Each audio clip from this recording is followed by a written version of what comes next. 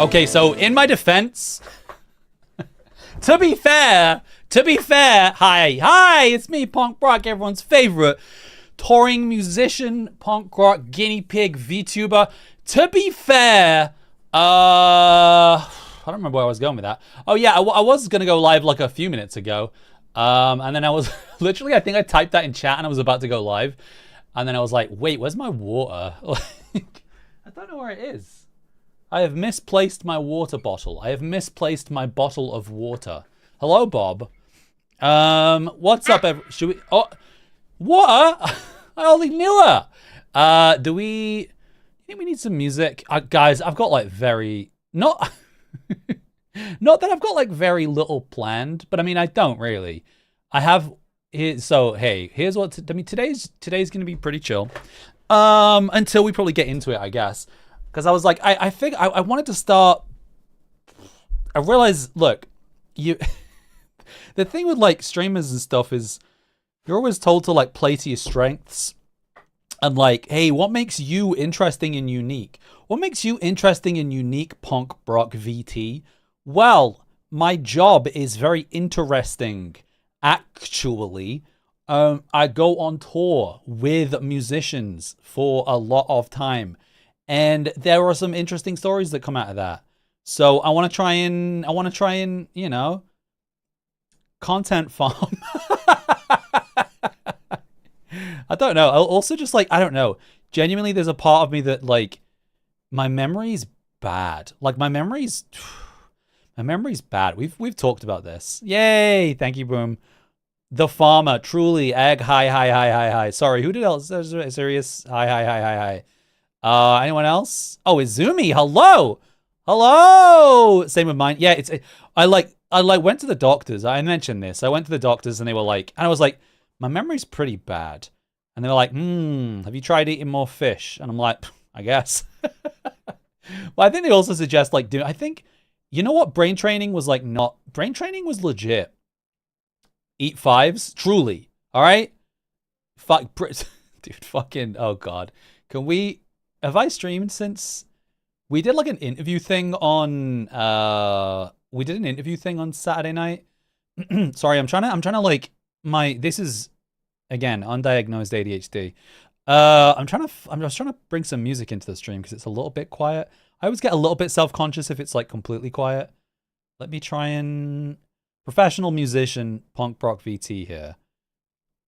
Professional musician, amateur streamer. Let's see what we got. What kind of a BGM is nice for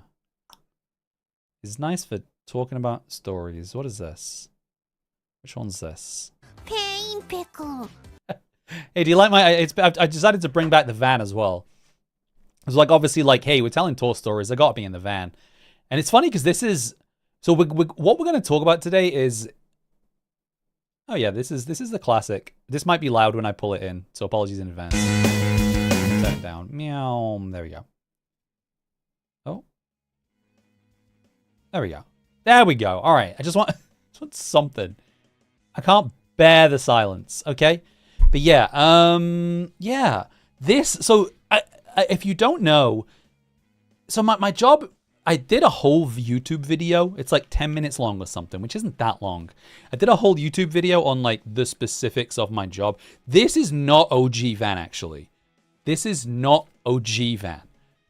OG Van is, I have some pictures, which is why we have the screen over here. No, this is second Van. This is, honestly, I think this might have been the best van I had. At least like internally. It was like pretty comfortable. It just wasn't long for this world. So the thing you'll find with Mercedes Sprinters is that they generally don't live past, well, the thing is like, I think they can like run forever because German engineering is pretty tip top.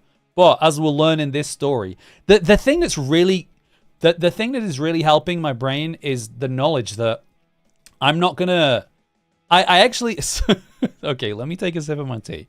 Let me figure out where to start. So, in what year was this? In wow, 2016. And even this, I think, was like, even this, I think, okay. I think it was 2016. It might have been earlier. It might have honestly been 2015. Jeez, oh my God, this is 10 years ago. So this is before punk rock. This is before like face cam. This is before any inkling of streaming. The first kind of the first kind of dipping of toeage I did into kind of talking about what I did for a living was I had a blog. I think it was on Blogspot. But then it currently is now. What I have open is a Tumblr page.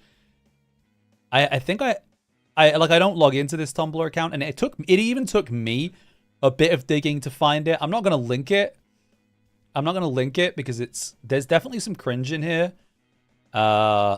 It's crazy. Like, I don't know, man. I'm such a, the problem with like my like creativity. Hey, Terrence, how you doing? It was really nice to do the relay with you the other day. Hope you're good. The thing with my creativity, it is incredibly like, I think cyclical is the wrong word, but it's like, I don't know if this is some kind of neurospicy or if this is just how everybody operates. You could have followed me on Tumblr. I doubt it. Nobody follows that account on Tumblr. But like, I'm only capable of like, I feel like this is a recent, I mean like the last 5 years or so. Maybe it's COVID. Maybe he's born with it. Maybe it's COVID-19. Fuck. But like I really struggle shifting gears as far as like, I do a lot of different creative things, not to brag. But I really struggle shifting gears as far as that creativity. So it's not like, it's like I'm a good, and I say this, I don't know, like, because I say this in some confidence. I'm a pretty good writer, which is crazy considering I can't read.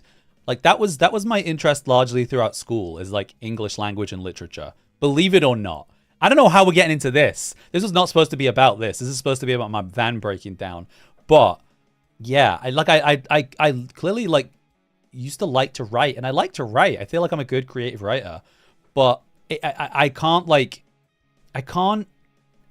shift. So like, for example, I don't know if I'm explaining it very well. For example, like all I've done for the past like 2 weeks or so, it's a hyperfixation thing. Yeah, clearly. Phases, it is. It's like all I've done for the past couple of weeks is like video edits. So I have scheduled like YouTube shorts for like the next month, because like I've become like, because like, oh, editing's fun for me at the moment. But because of that, like if I try and like open my music like editing software, I can't like snap into that. I can't like shift between creativities, which sucks. Like I hate it. It like genuinely makes me like upset. So it's weird. I don't know. It's weird. You know how like it's weird finding old pieces of art that you've done, or maybe it's a similar thing for you guys if you've blogged or journaled or whatever. It's strange. Like, I'm glad that I did this, and maybe I should start doing this again. I'm glad that I blogged this, because there's like a few. The thing is with my job is that these days it's mostly like, this feels like me before I was medicated. Yeah, that's why I'm trying to get diagnosed for something. I feel like it would help. I feel like it would really elevate my quality of life, because I get to the end of the day. So this is now a diagnosis. This is now a therapy stream, I guess. I get to the end of the day and I'm just like, well, cool. I don't know, like, but also like I'm somebody who doesn't like to stay still, and I'm somebody who doesn't like to feel like they haven't achieved things. That's where so I think I mentioned I got like this nice little organizer, like day planner thing, which is like really cute. And I will just like, because I'm trying to figure out the specific ways that I can be the most, not even productive, but like happy with my life. Happy with the things that I do in my life. Like, so I know that I deal very well with things that are physically in front of me. Like, if things are written down in front of me, it's a lot easier for me to focus on doing them. And like, because I can like tick them off. It doesn't work. Even like sticky notes on my, like, you know, like sticky notes on like PC, like the app. Like that should functionally be the same thing, but it doesn't work. Like I have to be able to physically cross it out. So I'm trying to do that, which is also kind of like, I guess, quantifying things that I've done, which is helping me, because it's like, cool, this is, you know, specifically what I achieved today. But sorry, there's all kinds of tangents here. I'm just like, we're gonna go off on a lot of tangents. Writing things in a physical journal made a big improvement. Yeah, I don't need to journal like that, but like, I don't know. Just physically having like a to-do list that I can physically cross off helps me a lot. So I've mainly just been, I've also just been like, because I've been streaming a lot, especially since I got the new model. Like I went like, I know it's only been like a week, but I went like super hard last week. Was like, I'm gonna stream every day. I want to get out there. I want to get my beautiful face out there. I had some really fun like collab streams. So there's a lot of fun clips. So I'm just like, cool. So I'll just sit here for like 3 hours in the morning and like go through VODs and clip stuff. And that's not something I can do all the time, but if I'm like in the headspace to do it, then it's like, I'm very satisfied by doing like repetitive, like menial tasks. But so I did that, and for the last, because I released, hey, Punk Brock released a single called Burnout Paradise. Hopefully you've streamed it. But even that was like that was during my like music phase, which was like which was like last autumn. I like just like for like a week, I just wrote like a song every day and kind of finished it, like aside from like vocals. I mean, I have a lot of vocals finished as well. So like I have, but then like as soon as I slip out of that, I find it so hard to, it's like when I started playing Persona 5 and I played 24 hours of it and then I went on tour and then I just couldn't pick it up and play it again. I'd have to start it again. It's not really like that, but I thought that was a funny anecdote. But yeah, where was I going with this? Yeah, it's really interesting. So this is all to say that I'm using like a Tumblr blog. This is where because there's been, as far as like my job over the past, ever since like post COVID or whatever, you know, post 2022, like touring has definitely gotten better and easier. As in, I'm just working with like better bands who have money, and I'm, you know, living a better life because of it. But it wasn't always like that. Like the first, because like, okay. All right. So when I decided to first, I've been doing this job for the past, I want to say 12 years. Jeez. This is what stresses me out. Like I can't go back to reality. I can't go back to real life. Every time I'm like, God, I'm so burnt out on touring. I'm just like, yeah, but do I really want to go and work in an office? And what else would I do? What else am I qualified to do at this point? Aside from, you know, bossing adults around and telling them to get in a van. I mean, I guess those qualifications, I'm sure a lot of it carries over. But they're just like, I don't know. It's interesting. Sorry, I'm just trying to finish this tea. Okay, tea gone. Yeah. So like when I started doing this like 12 years ago, I was working, here's the punk Brock law. I was working as a waitress in a cocktail bar. No, I was working in, I worked for a company that did like boiler installations. I'm working late because I'm a sinker. Yes, hello, dishonest. I worked for a company that did boiler installations, and I was in the complaints department. Like my main, the reason I have such a patient, dulcet tones is because every job I had before doing this was like, I worked in complaints. I worked in like call centers and I worked in complaints. So I got a lot of experience talking out loud and specifically talking to angry people. I got really interested in like neurolinguistic programming for a time. Scream Simulator. God, I just... I remember just like... Yeah, I had a few jobs. I worked for like a phone company, tech support, which honestly I didn't hate. But the biggest scam with that was the first... If anybody ran... And this is like, you're going to hate me. And I hate myself. But the first thing I would do is if somebody rang up asking for like tech support on their phone, well, the first thing you're supposed to do is to be like, okay, did you take your SIM card out and did you like, you know, give it a clean?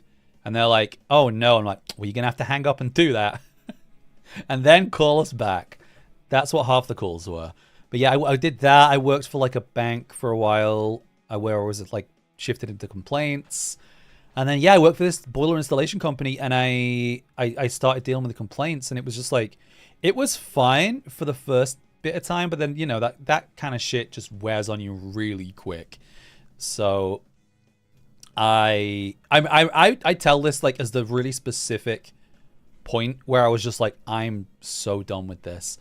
I had to deal with a complaint where most of the complaints were like, we'd missed their boiler installation. It was very rarely like we've done work badly, but it also was. It was like, oh, your builder's been round and cracked one of my tiles. I was like, all right, cool, great, fantastic. But yeah, a lot of the times it was just like people who like we missed appointments and stuff. And one of them was this lady was like hysterical, and was complaining like on the phone to me, and the gist of it was we had turned up late. Well, we hadn't turned up to install the boiler. And as a result of this, according to her, she was so stressed out that she left her garden gate open. Her dog got out and her dog was like ran over. And so I had this lady just like very emotionally telling me that I was personally responsible for the death of her dog. And I'm just like, listen, I understand you're upset, but you understand that I personally didn't kill your dog, right? But it's just like, you killed my dog. I'm just like, that makes me very upset. I don't want to be here anymore. And that was, I'm sure that was just like the straw that broke the camel's back, you know what I mean? But like, jeez, people would be intense, all right? And I've got a lot of patience. But yeah, people would be very intense, and I was just fed up of it. So, getting to the point, I was playing in a band, the same band that I play in now, which is wild to think about, and I'd rather not. But I had a couple of friends who I think we'd been on tour, and we went with like our first tour in like mainland Europe, and we had to hire a driver. And whilst we were like because we needed to like transport gear, and we before that we would just tour in like big cars, but we needed to like take all of our gear, and there was like 5 of us, and it's like we need a van, but we don't have a van, so we paid somebody to drive us, and we paid him not a lot of money, which looking back in hindsight is just like, wow, how did we get away with that? But so then I was like with our guitarist at the time, was like, I think I'm done. I'm gonna have a breakdown if I stay in this job. So I'm gonna buy a van. And I'm gonna do that. You know when you're like you know when you see someone working and you're like, I could do that. That was me in the back of this van on this European tour, just like, I could buy a van, I could drive bands. I could make enough money to live. So I did. We did a bit of looking, and it turns out like this is so funny. The first 2 vans that I owned were both purchased. Literally, you can do that. Yeah, were both purchased from a Foo Fighters tribute band. Do you want to tell me what the name of the what if you had a Foo Fighters tribute band? What would you call your Foo Fighters tribute band? Answers on a question. Answers, please. Where's? Oh, there's my water. Sorry, I'm just faffing around.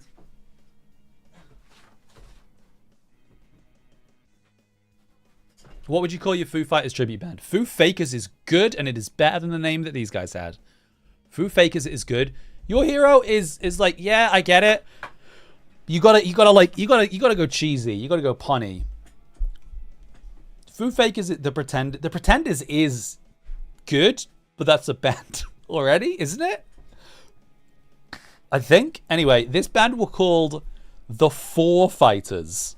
I don't think it's so funny because we bought basically. Hey, I'll show you a picture because I have some pictures of my first van.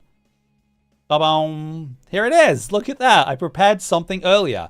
And I also blurred out the license plate because even though it's a van I owned 10 years ago, people on the internet are weird. And the only time I ever got stressed out about being potentially doxxed was when I posted a picture of my van in our Discord and one of my old mods was like, "Oh, you live here." And I was like, "I don't like that you know that."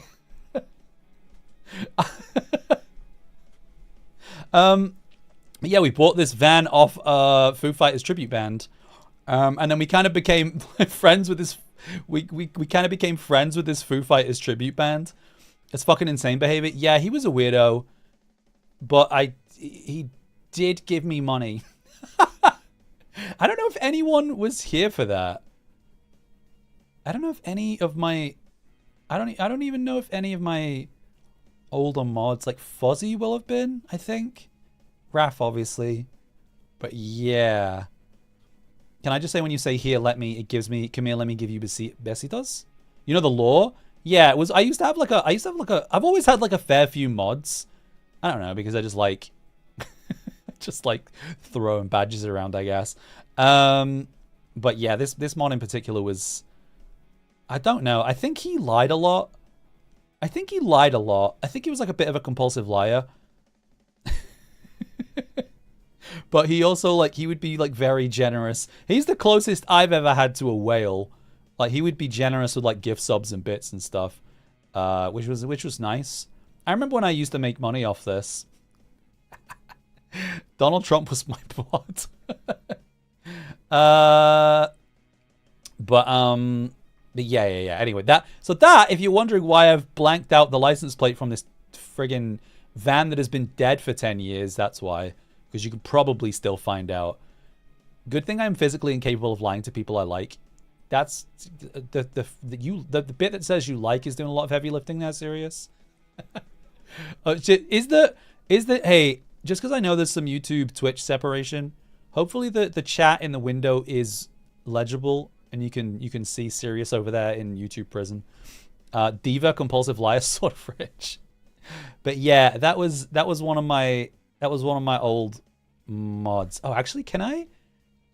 Sorry, I'm getting like, God, it's gonna be so over for everybody if and when I ever get ADHD medication. Anyway, okay, that's fine. Hello? Oh God, I fucked something up on YouTube. Oh, here we go. Okay. Hi from hell, Sirius says. The window chat, yeah, the window chat's fun. I do like how the new chat is like really big and bubbly and chunky, so you can see it. Yeah, this was the van that I bought. I'm trying to think how much I paid for this van. So the thumbnail and stuff for the stream mentions that, so this van was made in 1998. I obviously did not own it from 1998. I bought this in 2014. You don't know if you know any mods. I used to have, Llama was the weird one. There was also a mod called Lexi. PK was a mod for a bit. Did I have any other mods? Yeah. I don't... You remember him? Yeah, he was an interesting kid. Did I have to pay for it with shillings? Nah, but I'm trying to think how much it was. I think we paid about... If they were a mod, yeah. That was in the days where I had like even less viewers. PK was a mod. PK was so wholesome. PK was here, or like that. I don't know. It was 2020 and 2021 was just a different time. It was because like there was nothing else to do. I miss PK too. I do follow PK on Instagram. They're thriving. They're living their best life. He works for like Disney. He's like a Disney character, like literally a king. Jeez, I've been streaming for it's been 6 years.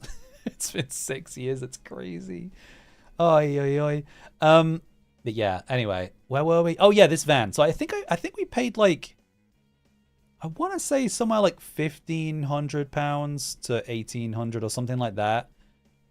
It was honestly like, so I think the most I've ever paid for a van is the van I have now, which is like 5K, which is, for what it is, I've gotten them all for like fairly cheap. So I'll show you some more pictures of the van, because so this is like a pretty big van. It has like 9 seats. Show you some pictures of the seats. It has like, this one had like TVs in. It had like 2 TVs and a PlayStation 2. There's the second TV. It had like a little table in the back, just like this one. This is the space in the back. And then like a bunch of space so you can put like gear and stuff in, right? What's this? Oh, it's just our overhead view. This is the one I'm sitting in right now. No. This van was called Old Blue. This was like my first van. This van was like infamous because I drove a bunch of people. I drove like Joyce Manor. I drove like Jeff Rosenstock. I drove a bunch of people in this van.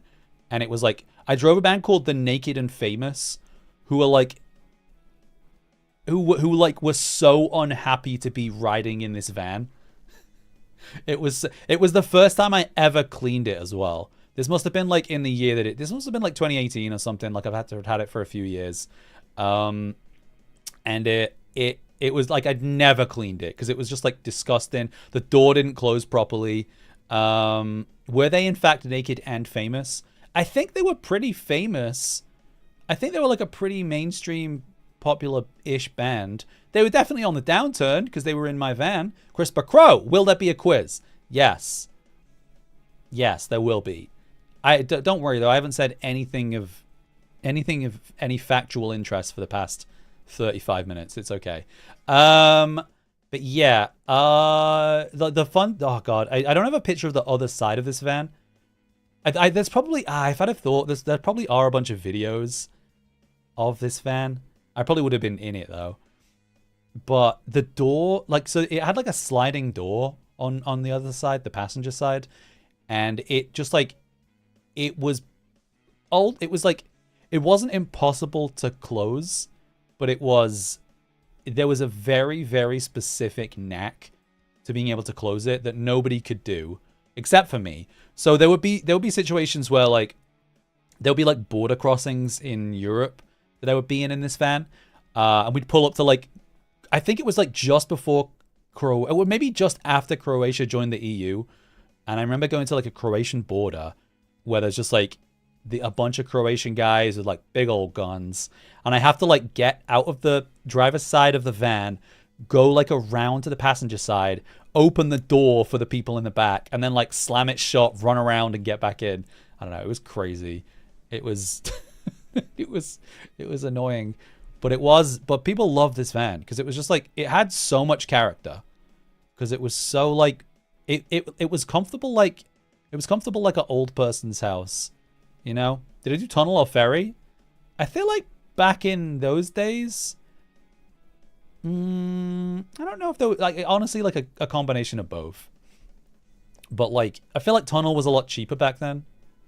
Tunnel is like really expensive these days, which is crazy. It's like way more expensive than the ferry. You pay for like convenience ultimately. But yeah, that was, I had this van for, I guess like 4 years. Yeah, I remember the first, like, the tunnel to France, yeah. I remember when I first got it, so I was still working, and I got it like to drive around with Eat Defeat, right? Because I was like, hell yeah, we're going to buy a van and we're going to be able to tour everywhere. And we're going to be able to play so many more shows. And then that dream like disappeared as soon as I started getting work. And it was like, oh no, there's the slow decline into like damn, like working for musicians is such a better way to make money than being a musician yourself. Unfortunately, that's the sad truth. So most of what I do nowadays is working for other bands and other musicians, because that's how I keep a roof over my head and pay for VTuber models. So I think I remember the first tour I ever did. I don't. One of the initial thoughts I had, one of my original ideas with this like kind of live streaming, talking about tour stories, was I would try, and maybe I will still do this. I was gonna try and like talk about every single tour I have ever done, which would be a challenge to even find, because I probably wouldn't remember a lot, but like I feel like this is why I'm glad I have the Tumblr blog, because at least I have like specifics. And the funny thing is, like, most of the most of the eventful tours that I did were in the first like 5 years of me doing this, or even honestly the first few years, because it got to a point where I started doing so many like shitty podcast time. That's kind of what this is. I don't know if it'd be more interesting if I had someone else to talk to about it, but I guess chat is someone else in this case. It's a single person podcast, an SPP. I did do a podcast like this at one point. I do, again, if people don't know, I do, or I did. I'm still trying to, but I keep, on YouTube, there is a series called Torah Stories, which is basically this setup, but it's me talking to musicians, like actual human musicians, about their bad tour stories. This is more like my bad tour stories. Yeah, I remember the first tour I did was it was still working, but I took like a week's vacation from work to drive a band, and they paid me like nothing. They paid me like when they forget they're doing content, just drop your name. Oh, like actual name? I don't think I haven't left it in the videos, but like they definitely never call me Brock. And there's been a couple of people who've gotten it, and it's been fun. Like Jade from Oso was really good. Zach from Pairs, where they're just like, oh, this is what it is. You're Punk Brock. Hell yeah, let's do it. Whereas some people are just like, I'm talking to my human friend. And they don't understand and they don't really get it. I've been trying to do more for like the past Torah stories. Sounds like a Judaism podcast. That's pretty good, actually. Well, I thought my name for this would be Post Tortum. But I don't know if that is... Whoa! Wait, thank you for the follow. Wait, Brian, what's up? Sorry, my alerts are so small. I had to really squint to see who that was. Hey, Brian, I really enjoyed your set the other day. Hell yeah. I mean, I get it. The puns have gone too far. I just like a pun, okay? I love a pun. But yeah, the first tour I did was... It was fun. It was with the headliners were... Oh, God. Can I tell you about my first, like, day ever doing this job? Was... Punkle like puns, I know. Surprise, right? The first day of my... The first day that I ever did the job that I did, I turned up... So in this van, I turned up and I picked the band up, like, one by one. And... So you come across like different kinds of bands. There are bands who are like don't do it full time. And so if they go on tour, it's basically like they're going on holiday. And those bands are usually the worst to deal with, because all they want to do is they're just there to have fun, and it's not really like a job for them. So they just want to get like absolutely wasted and just like don't really care. Because like they're not trying to like, it's not a career. So the first band I picked up on the first day I've ever decided to do the job that I do, they immediately got incredibly drunk. They were, and I'm not kidding, and this isn't a bit. I know I'm usually like very silly and quirky and off the wall, but like this band did shots of their own piss. That's something that happened. That was like a it wasn't like a, yeah, I've heard it's good for your skin kind of vibe. It was like, go on, wouldn't it be funny if you did a shot of so and so's piss? I'm just like, cool. Oh, how different humor can be. Did they even offer to share? No, Brian, this is such a bad first impression. Well, I guess a second impression. Says the man who'd eat a guinea pig shit. You know, the funny thing is I found the graphic. I was going through all my old graphics trying to find these like van pictures and stuff. Raph just sent me a picture of Bob and his dog. And I found the graphic from the Cuphead challenge thing where I said I'd eat a guinea pig shit. So there you go. Guinea pig poop is very different from human piss. I know which one I'd choose. But yeah, that was my first day on the job, and at that point I was just driving. So because like there's a whole, if you're genuinely interested in what I do for a living, I made like a 10 or so minute video that's on my YouTube channel that kind of like goes through it. But I'm primarily a tour manager, so I kind of like tell the band where to go, where to be, what to do, make sure they're on stage on time, blah blah blah blah blah.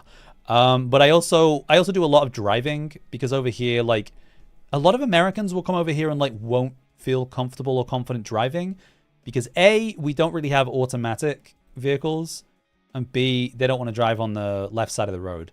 So I'll end up like doubling up on a lot of jobs. So I like most of my initial work was driving bands, until like this is how I got thrown into tour management, is because like the second day of this tour, the band that drank their own piss got so drunk they played like the worst show I've already seen, the worst show I've ever seen. They were super rude to all the staff. They were like real pieces of shit. And the tour manager for the headline band, who was like the most German woman you can imagine, comes up to me and goes, "Brock, I'm just doing Leon. Brocky, Brock, if you do not have this band behave themselves tomorrow, they will be kicked off the tour." And I'm just like, okay, I guess this is my job now. And then I was the tour manager, because I was the only tour manager. Often with tours like that is just being the only responsible sober adult. So they got piss drunk. Unfortunately, yes, exactly. So yeah, that was how I kind of got into this world. But it felt like I was almost ready to pivot into actually telling the story that I wanted to tell. But that was so yeah, for the first few years at least. These days I do more just straight up tour managing. So like the next 2 tours that I have, which is going to be most of my summer, are like tour bus tours, which is nice, which means I don't have to drive, which means I have to sleep on a bus, but it's a big bus, so that's okay. And there's a coffee machine, so that's nice. But yeah, my early tours were pretty rough. This van that I'm sat in right here, this is my second van. This is the van that I got after this van died. I did spend a lot of nights sleeping in this van right here. Just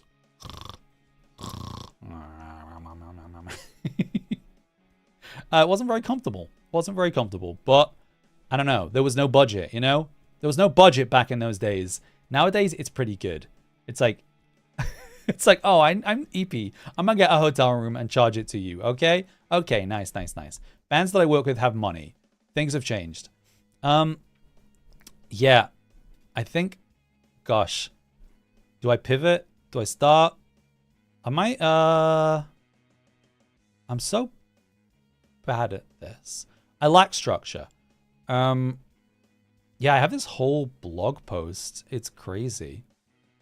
If I didn't have tummy problems, I'd love to be your assistant. You can be my VTuber assistant, okay? I need a manager.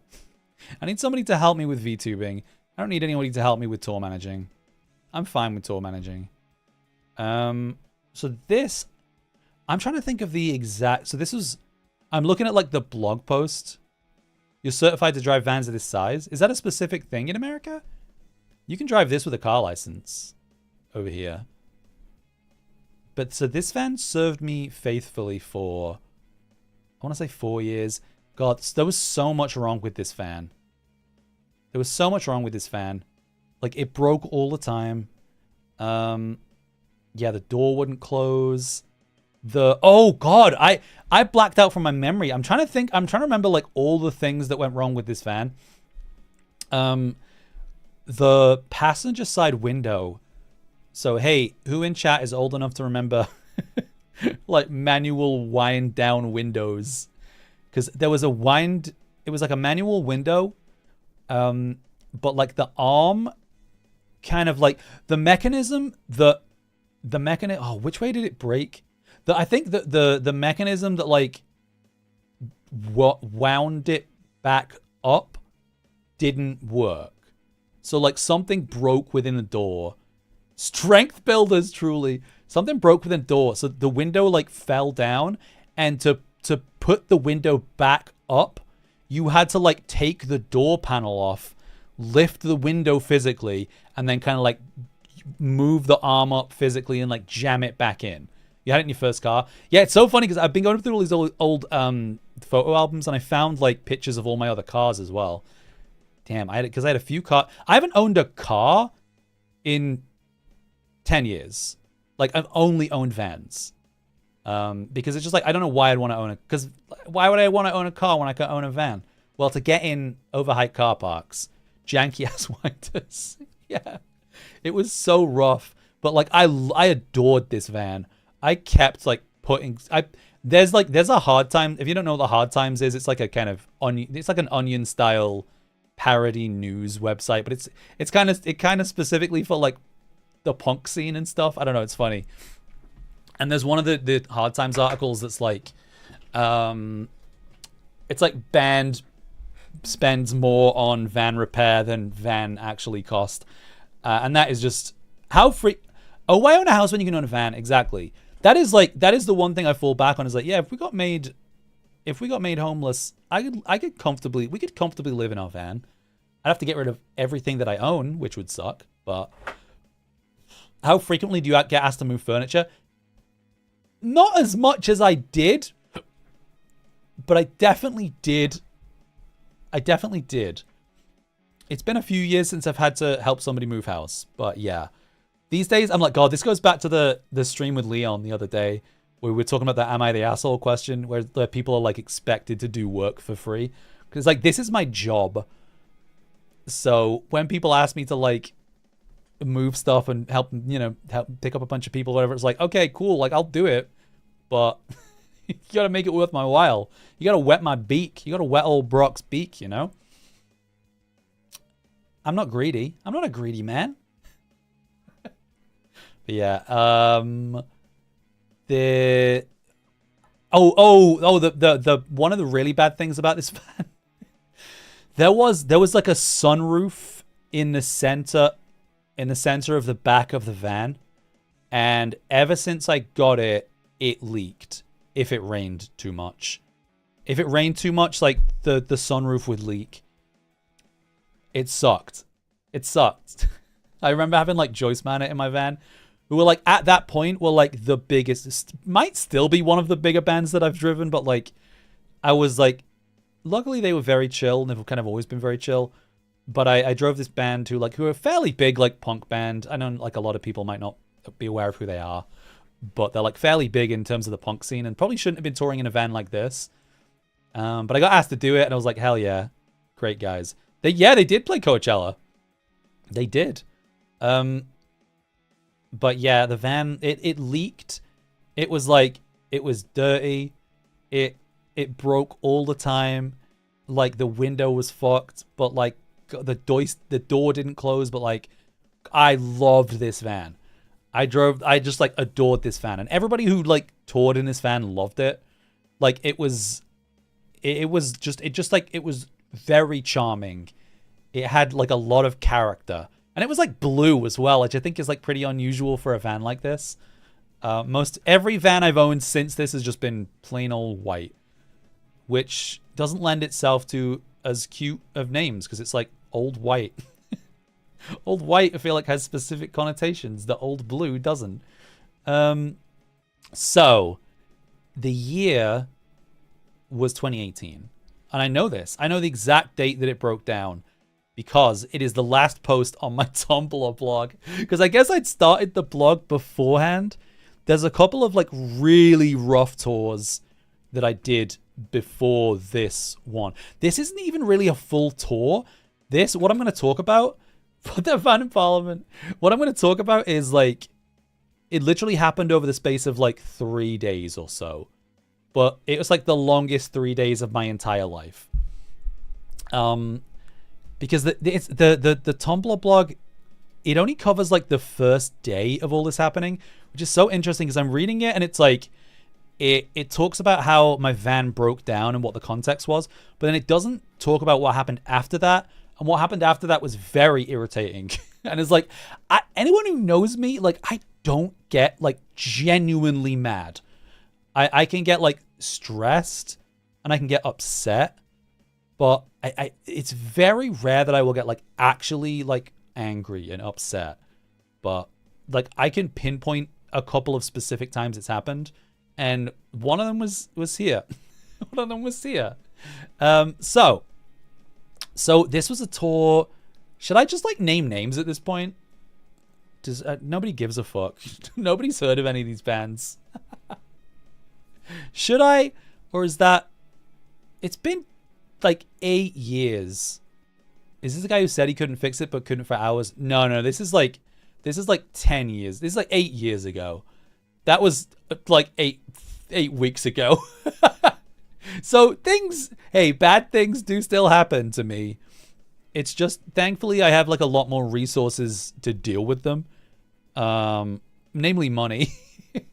No, it was a European tour. It was a band called Golfer. So they were like a French-Canadian like math pop band.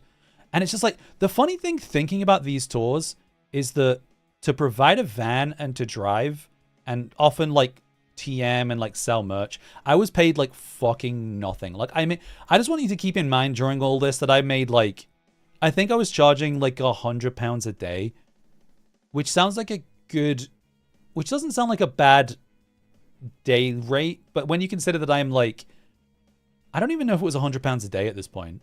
It might have been like 80. I was like, again, providing a van and just like being away from home 24. That's the thing about touring is like, sometimes I'll think that I charge too much for my services, but like I literally don't get to go home. Like I don't get really like, you get time off, you know, you can like chill and there'll be some downtime, but it can be like a rough job. It's not like super easy. It's getting harder. It's like, it's getting easier and it's getting harder. Like, if it was still as rough as this, there's no fucking way I'd still be doing it. I think a lot of people stopped doing the kind of jobs that I do when COVID hit because they, you know, moved on with their lives. But unfortunately, I did not. So this was 2018. August 14th, 2018 is the exact day. I know, like, this I think was the second day of this tour. And I had driven, so I'm up in the north of the UK. I think I picked, usually when I pick bands up, it's from London because they'll fly, because most of the bands I work with are like American or at least like international. So they'll fly into Heathrow. I'll pick them up from London and then we'll start the tour. So if it's like this, where we start in Europe, I think they started in Prague, which is fucking far. So they only played one show. It would have been like me driving like 4 hours down to London to pick them up. And then, I don't know, like London, what's London to Prague? I feel like that's like 12 hours or something. I also like really like work myself to death back in these days. Like I would do like 20-hour drives and just like not think about it. I've gotten a lot better at taking care of myself and like prioritizing my health and safety. Yeah, if you look up like London to Prague, those two places are very far away. Google literally says driving not available, which is simply not true. It would take you 11 days to walk it. Why is it not giving me? There we go. 15 hours. 15 hours like with a ferry crossing. So if I were to do this drive like right now, that's 2 days. But I knowing me in 2018, I probably did this in like a single day. It was probably like, okay, guys, like I'll pick you up in London and we will drive all day and like all night and we'll get to Prague and you'll play the show. That's probably what happened if I had to guess. So they played one show. I remember the show because it was on a boat. I don't know what it was like. I know this tour was like a lot of like squatty, like small, dingy clubs. But that was on a boat, which is pretty cool. It was like a good hardcore. It was a pretty nice start to the tour. Like I think I'd driven this band once before. And they were like, they weren't like it's not like we got like on super well, but they were all nice, right? They're Canadian. They're polite for the most part. So I actually remember the one good thing about this band before this tour, this is not on this tour, is we played in Paris. I like this story. It's fun. We played in Paris and I was in this van and if you've ever driven in Paris, that's one of the worst places to drive in the world. And it's even harder to find parking, especially if you're like in the center of Paris. So I was trying to like park this. 90% of the stress of my life when I'm driving is parking because I'm driving like a big old, like huge ass van. I have to try and park it like in the center of Paris. I was just like, that's hell. I'm never going to figure that out. I'm never going to find out. I'm never going to find a space. But I found a space that was like vaguely near the venue. It's like, okay, cool. I'm going to pull into this space. I'm good at parallel parking. It's going to be real tight. And it was. And I slightly dinged the car in front of me. And I was like, fuck. And as soon as it happened, somebody like who's like, there's just like a lot, even more with Crit Air. Well, I think Crit Air isn't actually too bad. Like the van that I drive is still fine. But oh yeah,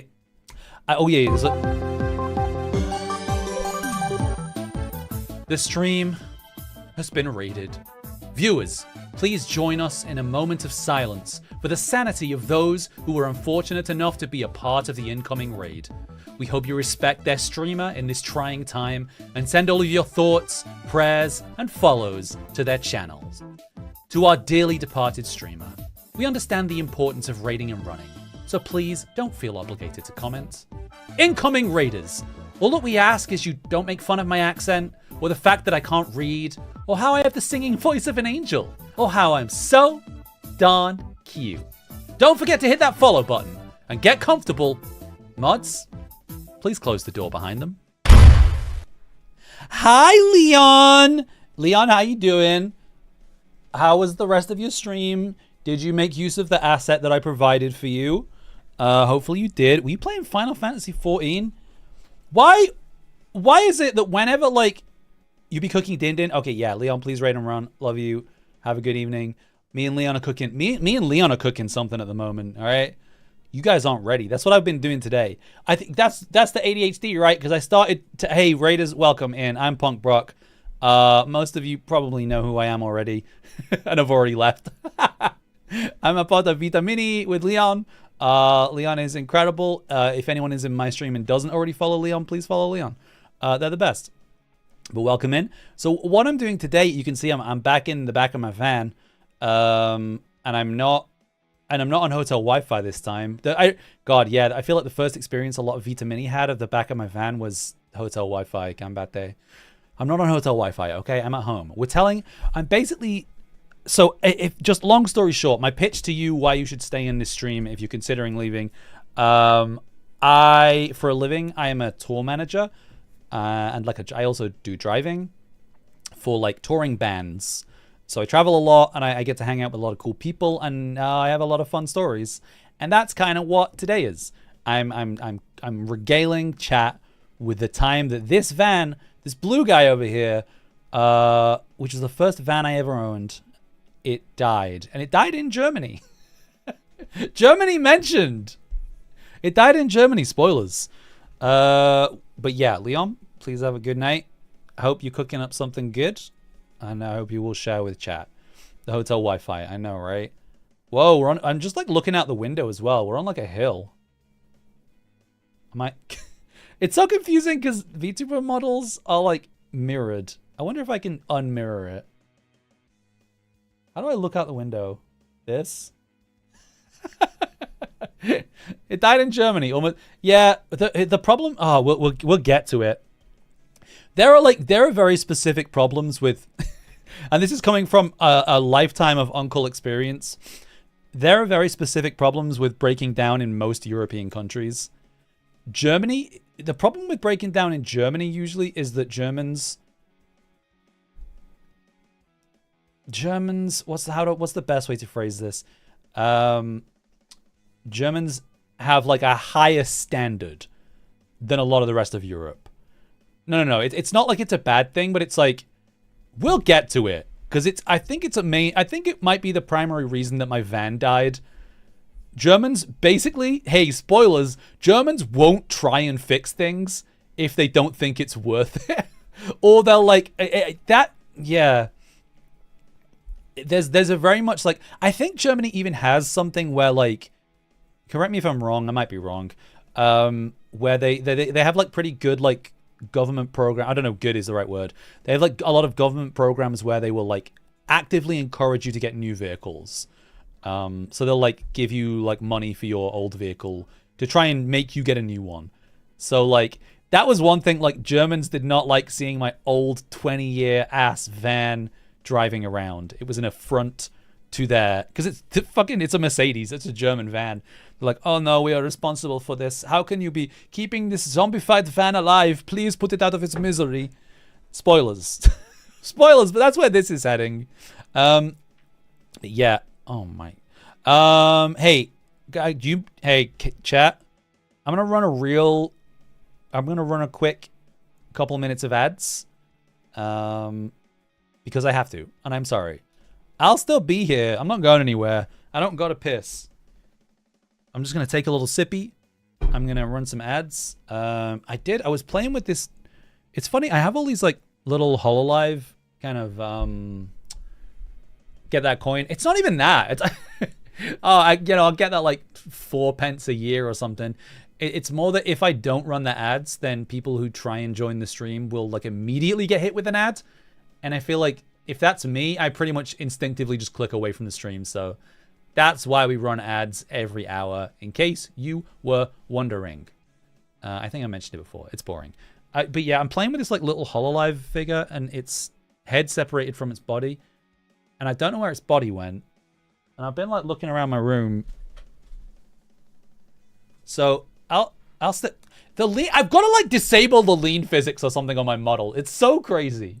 I believe those would be fidget toys. Well, this isn't specific. I mean, anything's a fidget toy if you fidget with it, I guess. I'm just going to look on the floor. I'll still be here, so talk amongst yourself. But I'm just going to be crawling around the floor for like 20 seconds. Is that all right?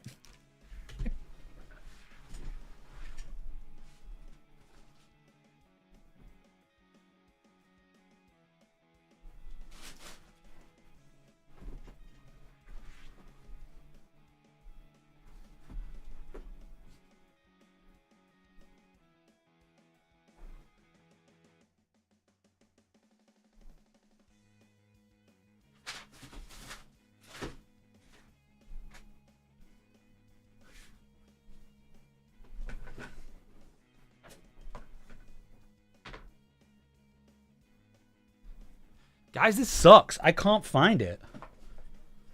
My room is, it's kind of a mess, but it's not a crazy mess. Where is the body, detective? Ay. Where are we on ads? Let me check. I don't want to, God forbid I say something interesting while we're running ads. I think we still got a minute left. The rummaging sounds intensify. I can't believe I can't find it. That's always the way though, right? Like it came off with some force, so it's probably just like rocketed somewhere behind me. Well, she's just ahead at this point in time. Okay. Where was I? All right. I think I'm finally. You're out of ads. Yay. Okay. All right. So So I'd spent all day driving to Prague. Yeah, I did some really stupid drives back in those days. Imagine saying interesting things. I'm trying really hard to say anything interesting. Yeah, I would do like really stupid drives. Like I remember I drove straight back to my house without stopping from Norway, which is like 20 hours.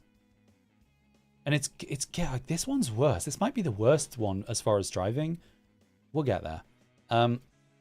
So yeah, so we drive all day and we get to Prague. They play this show in Prague and it's like they play on a boat to, 30 people.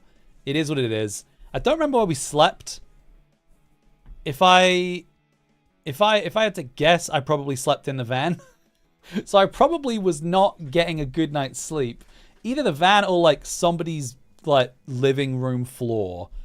Again, I don't particularly miss these days as far as like this standard of touring. Is the least punk thing Punk Brock has ever said. But it's true, alright? I'm a little spoiled baby. I like having a hotel bed. It doesn't have to be a nice hotel. Just have to be, any kind of hotel.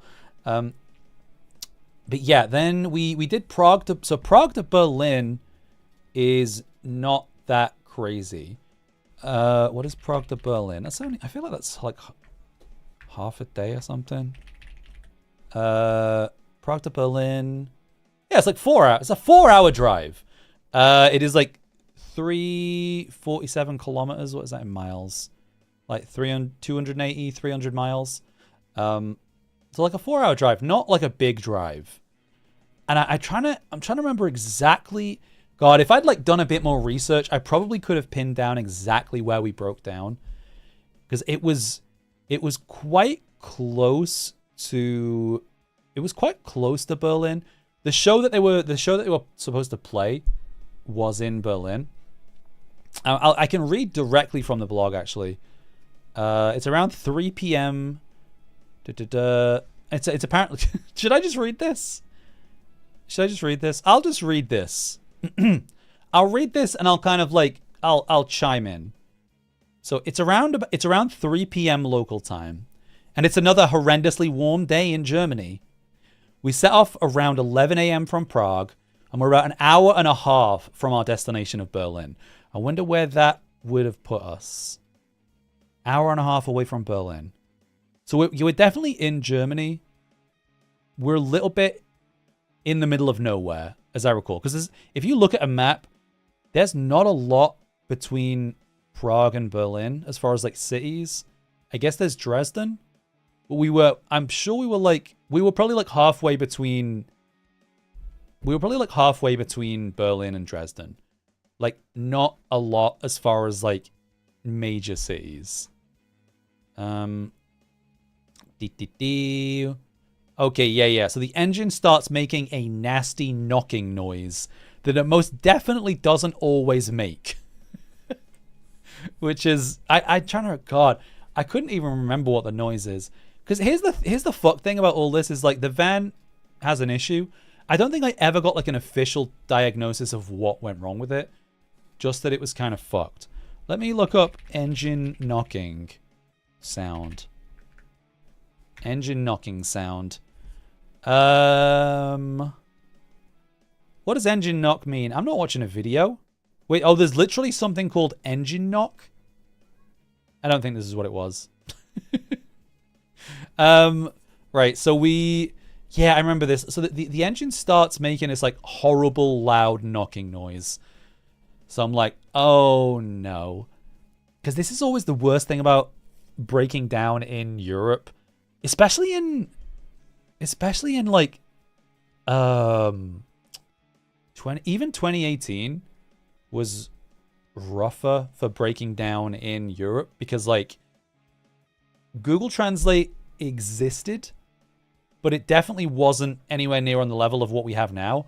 And also I'm pretty sure like I'm trying to remember if I had like full data. Yeah, I probably did.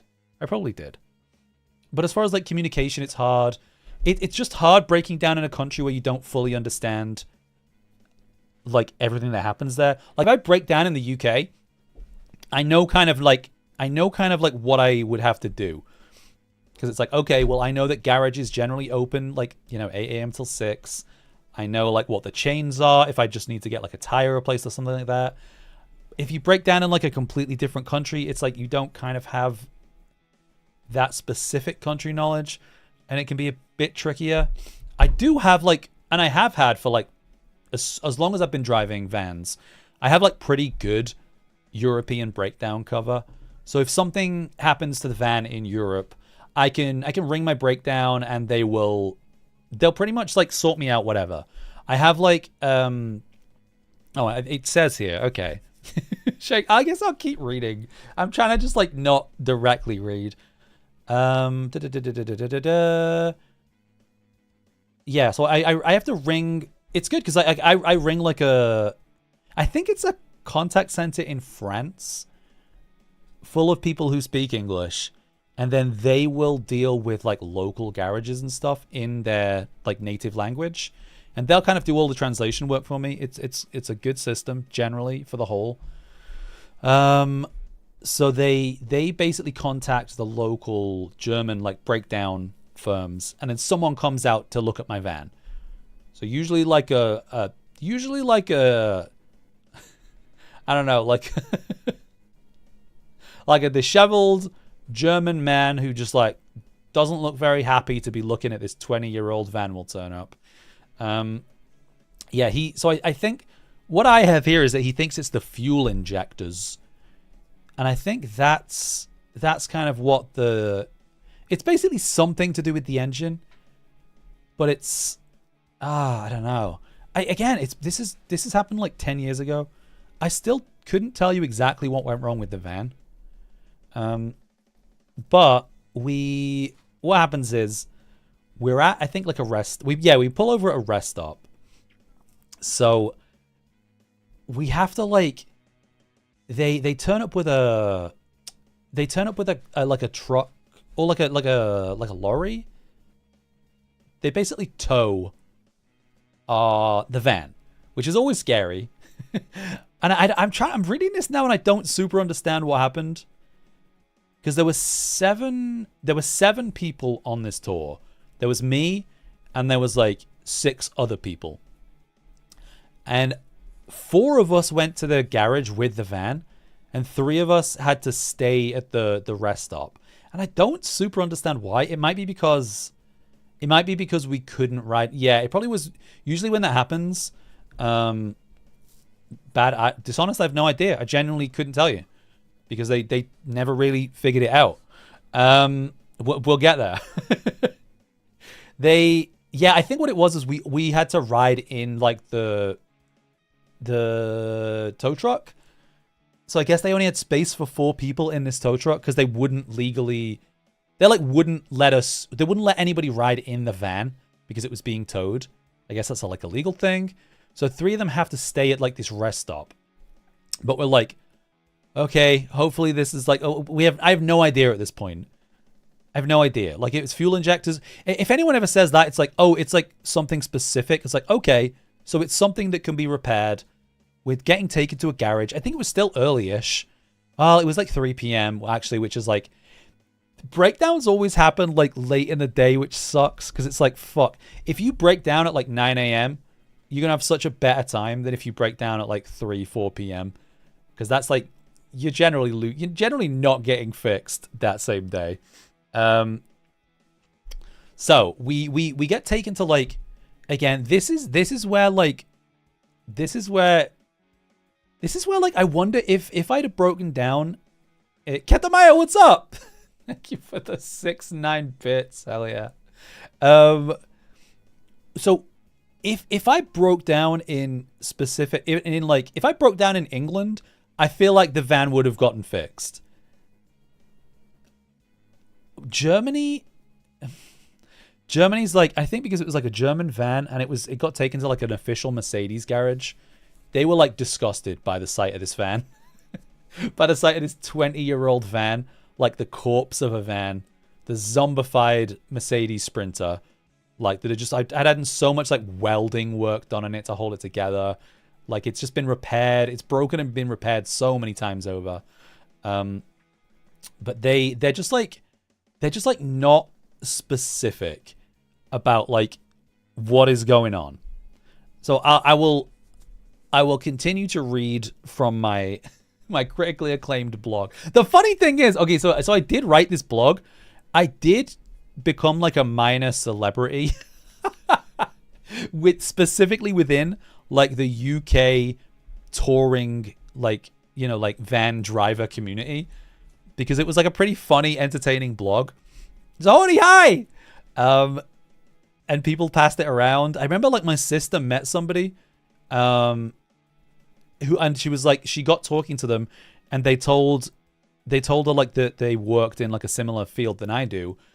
And she was like, oh, my brother like wrote this blog. And I was like, and the guy was like, oh, like I read that blog. It was pretty weird.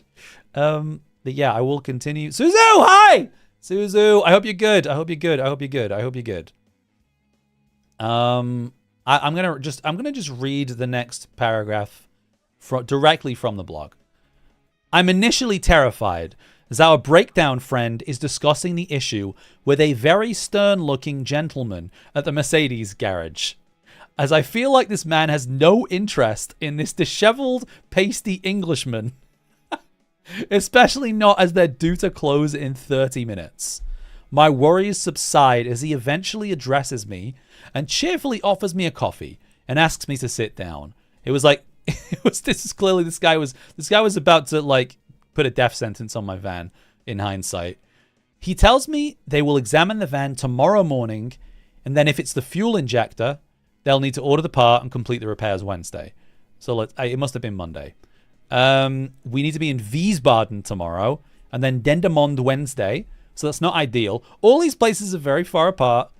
Let me see. Suzu, look, I try to take good care of my vans. Unfortunately, that's just life. All right. Where are we driving? So let's say like Berlin to Wiesbaden. Wiesbaden's like West Germany, like kind of near Cologne-ish. It's like a 6-hour drive. And then Wiesbaden to, I think Dendermonde is Belgium. That's probably another like friggin' day. Dendermonde. Dendermonde.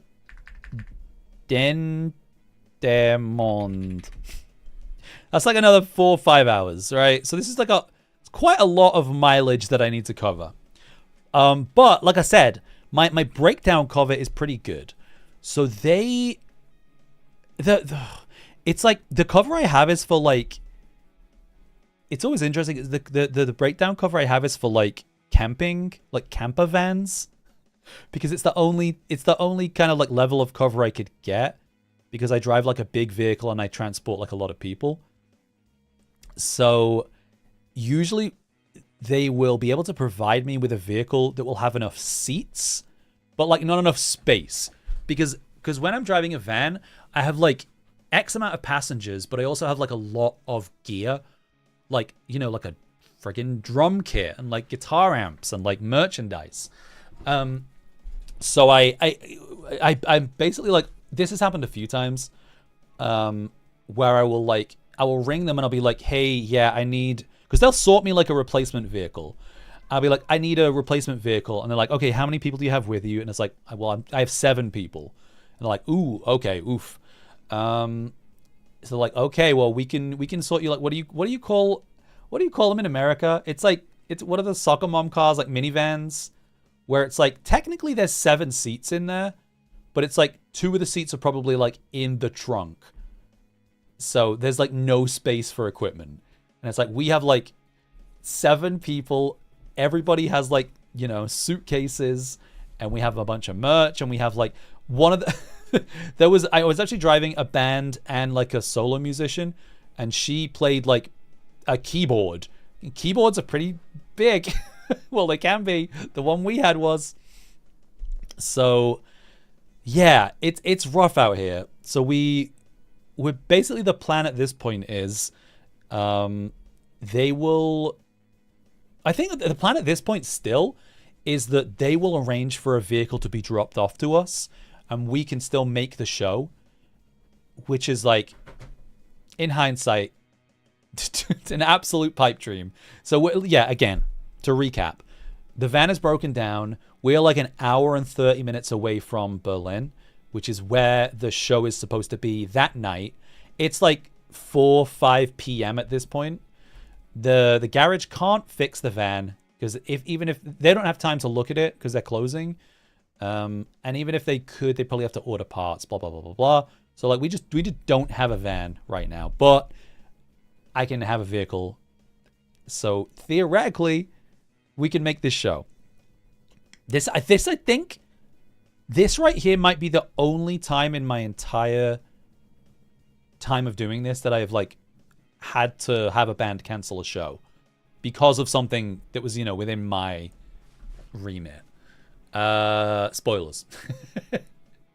Spoilers, because where are we at this point? So basically the garage is like, it's kind of confusing. Oh yeah. I will continue reading. It's here when things start getting a bit confusing. The garage is closing now, so we can't stay here.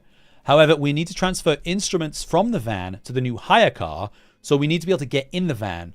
But like the van and the garage are like, it's behind like a locked gate. So as soon as this garage closes, like the van is locked in. So basically the guys, I remember this because the guy was like way like communicative with me. He like had my number and he was like WhatsApp messaging me, like in English or maybe in German, and I was translating it. I forget. Yeah,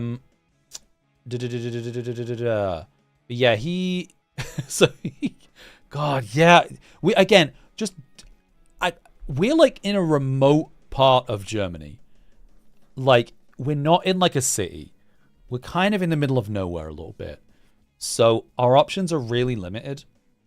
And what this guy does is he puts me in touch with like a local taxi firm. I think he orders this taxi for us. And it's like, God, it's like before Ubers were like super widespread everywhere. And I don't even know if there would have been Ubers here anyway. But yeah, he like orders us a taxi, and he's like, his idea, which to be fair is also like probably the same idea I would have had, is that he's going to send us to a McDonald's.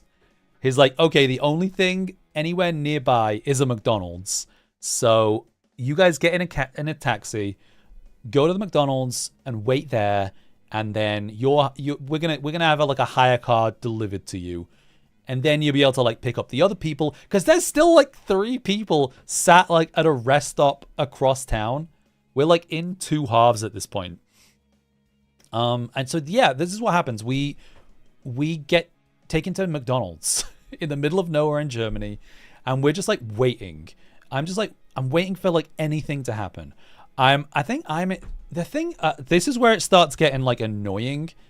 It's so funny because I remember telling this exact story. I think I did. Back in like early days of Facecam streaming, I tried like a similar thing where I would like talk about tour stories. And it's funny because the guy in this band was like in the chat. So I couldn't get like super like, I couldn't throw all of the shade that I wanted to throw, but like, wow, that guy was an absolute prick. He was like such a piece of shit about this whole situation. Cause it's hard, again, like I feel like sometimes if I'm not giving like enough context, or if like people don't super understand why something is the way it is, please feel free to ask me and I'll try and explain. Like what I was hired to do on this tour was to drive, and like that's it. I was hired to like provide a van and to drive. So that's kind of all I had to do. Theoretically, as soon as the van broke down, it's not my responsibility to source a new van. Like I'm not the tour manager. But I'm somebody who doesn't like, I'm a people pleaser. I don't like to see people like upset or let down. So like as soon as, this happens, like, I mean, and I'm also just a fucking good person. So I'm just like, I don't want them to miss the show. I want them to be able to make the show. I feel responsible because my van's fucking broken. So I'm like, I want to help all I can. But like nobody else, there's another 6 people and nobody else is doing shit. And it's like, I get that they're on like a completely different continent, but like they know people and they're like, they have contacts and nobody's doing anything. And I'm desperately trying to like I'm speaking to like the show that they're supposed to be playing that same night. And I'm like, hey guys, like we probably aren't going to be able to bring any gear. Can you speak to the local bands and can we borrow like literally everything? We're going to turn up really late, probably like only be able to get there for when they play their set. They're going to need to borrow everything. And I'm just there. I'm messaging these people on fucking Facebook or something. And they're like, yeah, that's fine. We'll do whatever we can. And I'm asking them as well, like, hey, do you have anyone who can like come and pick us up? So like, or at least pick the band up and blah, blah, blah. Or like trying to sort another driver and stuff. And they're just, the band themselves are just sat around sulking. Like it's full on, like, these are like adults in their mid 20s to like early 30s sulking because like my van has broken down. And I'm just like, guys, like we're all capable of doing things here. McDonald's has Wi-Fi. There's no excuse. But this happens like we are at this McDonald's. So let's say we arrive at this McDonald's at 5 p.m. I'm trying to like skim read the rest of the paragraphs, but I don't think we leave this McDonald's until like midnight. because like there's just a lot of communication issues. Should I just let me blah, blah, blah, blah. So yeah, we're at the McDonald's, right? And I keep ringing my breakdown company because I'm like, I'm stressed and I'm trying to like make things happen, and I feel like I see like all the band around me like being sulky and like it's stressing me out, right? So I'm just like, I need to like it's probably part of the reason that I'm good at my job is because I do take things like to heart and I do take things seriously when I need to. So I'm just like, I have to get this sorted. So I'm trying to ring my breakdown cover, and they're just like, they're useless.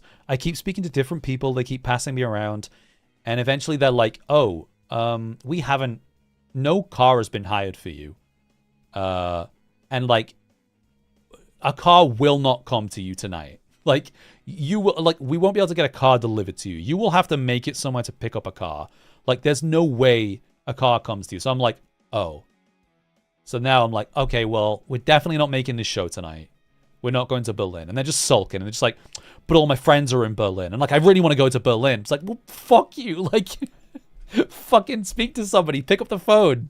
Try and sort something out. Do anything. But yeah, I just like it. Oh, and then, so the other half of there's like another 3 people at the rest stop, like across town. That rest stop closes. This is how you know it's like small town Germany. The fucking rest stop they're at closes at 10 p.m. So they have to leave. So they have to get a taxi over to where we're at, hanging out, pajama party at the McDonald's. Like the guy from the garage is still messaging me. And he's just like, are you guys, he's like a sweetheart. And he's like, are you guys okay? And I'm just like, I guess, like, we're kind of stuck in the middle of nowhere. We don't have a car, like we don't have anywhere to go. And the breakdown company is just like not responding to me. Or they're like, do you know the thing where like you are, I don't know if you know the thing, but like, you know the thing where you're like trying to get something sorted in real time? So for example, like a breakdown. And you're speaking to like a breakdown company and they're like, cool, we'll ring you back. And they don't ring you back. And this and it keeps happening. Like, so they'll be like, oh, we'll ring you back within 20 minutes. And I give them like 45 minutes. Nothing's happened. And I'm just like, hey, is there a reason you haven't rung me? And like, they're just like, well, we don't know anything because nobody's taking any notes. It annoys the fuck out of me because like I worked in call centers. So like, I know like, I'm really good at, I'm usually pretty good at like I worked in complaints. I'm good at dealing with this kind of stuff on the other end.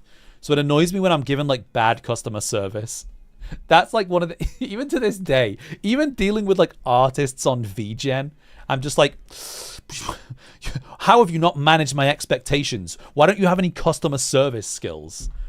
I take customer service seriously, guys. All right. But yeah, there is nothing in this place that we are broken down in. aside from a McDonald's. We don't like have a vehicle to even like hang out in. We don't have the van to sit in. We're just like in this McDonald's, just sat in this McDonald's all day and all night. The McDonald's is set to close at midnight, and it's 11 p.m. and there's like nowhere else to go, and it's raining, and like I'm still having no luck. I've been trying to like deal with my breakdown company for like 6 hours, and they're just useless. Plus, they have a thing where like a lot of call centers do, which is where like after office hours, after like peak hours, they'll just have like 2 people answering calls, or they'll operate like a reduced service and stuff. So there's no hotels close by, and we're trying to book stuff ourselves. We're just like, right, fuck it, like we need somewhere to stay at least. So let's find out a hotel. Let's like get some taxis, but there's nothing. There are no options, and like we have and it gets to a point where, again, I'm resourceful, okay? I'm like good at what I do. I'm resourceful, and I start hitting up the McDonald's staff, because like we've been sat in this McDonald's for like 7 hours, and so the staff are like aware of us, and like there's like a young member of staff who's like speaks like limited English, but like, you know, he's like, I think he's the only person in there that speaks English, and he's like super chill and is like clearly very interested in what we're up to and why we're there. And he basically like gets on board, and he's like, I'm gonna help you. I'm just like, all right, buddy, I'll take all the help I can get, because I've got 6 band members who aren't doing fucking shit. So he's helping me to try and call taxi places whilst working at McDonald's, all right? Whilst probably getting paid shit to work at McDonald's. I don't know how McDonald's pays. But he's trying to help me like call taxis and like book hotels and stuff. And he's just like, you know, when like you are really struggling and you're really struggling to try and deal with something. I don't know. Like, again, I don't know if this is a shared experience, but then like a complete stranger is just like so kind to you. And you're just like, maybe there is good in the world. This is what's happening here. Because I'm just like, it's like, it's fine that I'm broken down and that like we don't have anywhere to stay. It's like, because this man in the McDonald's uniform is being nice to me. Sometimes that's all it takes. All right, spread kindness. But yeah, he's also like, he also like offers to drive us places. He's like, I have a car. As soon as like I finish work at midnight, I can drive you places. And I'm like, my guy, like you don't have to do that. Like, please, like, no, you've done so much already. But he's like, I will do it as soon as I'm finished. Like, I'll help you. And then at some point he's just like, I will ditch my job. I will like skive off to like help you, and I will drive you. And I'm like, buddy, like your job is not worth it's not worth that. But it's just like, he was meant to be yeah, it was just it would just, I don't know, like that kind of vibe is just always so nice when someone is just like genuinely like, you don't know me and you will probably never see me again, but you are treating me like you would treat, you know, your fucking mom if she broke down, and this is so sweet. So yeah, we don't want to get the guy from McDonald's fired, so I'm just like, and then I think his colleagues are like not about it, and are just like, hey, can you like get back to work? It's like, yeah, because the McDonald's is really popping at 11:30 p.m. on like a small town an hour and a half outside of Berlin, isn't it? But anyway, yeah. I think I then like I'm then taking a walk around. I'm trying to find like a train station, because in my mind it's like, oh, usually train stations have like taxi ranks, right? And so I'm just like walking around in the rain in this like dead German village, and nothing's happening. And then out of nowhere, if I recall correctly, because like the breakdown company have just not been communicating with me. I was the highlight of his week, truly, because like I've worked really dull jobs before, and if something like that happens where it's just like a bunch of fucking like an English guy and a bunch of French Canadians just happen to like break down in the McDonald's that you're working in for like 8 hours, That's a story. That's something interesting. I wonder if this guy remembers this story. But we eventually, as I'm like in the rain, just like losing all hope, the breakdown company like just like out of nowhere rings me and is like, hey, we've arranged you a hotel. A taxi's going to come and pick you up like in 20 minutes. And I'm like, okay. And it's so funny because this right now, this is where the blog post ends. I didn't follow this blog. This is the last time I ever posted on my blog because like everything that happened after this was an absolute fucking nightmare. It was like so annoying because this I read this blog post and it's like so full of hope. It's like we got like bailed out and we have a hotel and like the guy at McDonald's was so kind and the hopefully the garage is going to fix my van. Flash forward to the day. I remember we stayed in a really nice hotel as well because it was a small town, so there was like there was a lot of options. So when they like I don't know, yeah, I guess legally like I pay for the cover, so they have to get me into a hotel. So they probably like paid through the nose to get me in this little. My blog followers might think they killed you. I mean, I don't know if anyone follows this blog. I think I mainly transferred it to Tumblr just for my preservation. I wonder if I do have any followers. I don't know how to find out. I certainly don't remember the login. It's not like other social media where it tells you how many follow. It doesn't matter. It doesn't matter. Yeah. Jeez, it's like, oh god, I set up a GoFundMe as well. This is the only time in my life that I've set up a GoFundMe. Remember does GoFundMe even still exist? Anyway, I think at this point I was like, it's going to cost money to repair.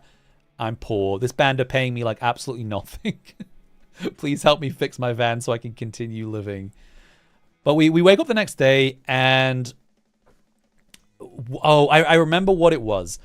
I had to get like a taxi, let's say like 30 minutes from this hotel to like the next like biggest town, and I pick up like and they've arranged for me to pick up like a hire vehicle from this town, and the vehicle is like, yeah, it's like a minivan, so it has like 7 seats and it has like a really limited amount of like storage space behind the seats.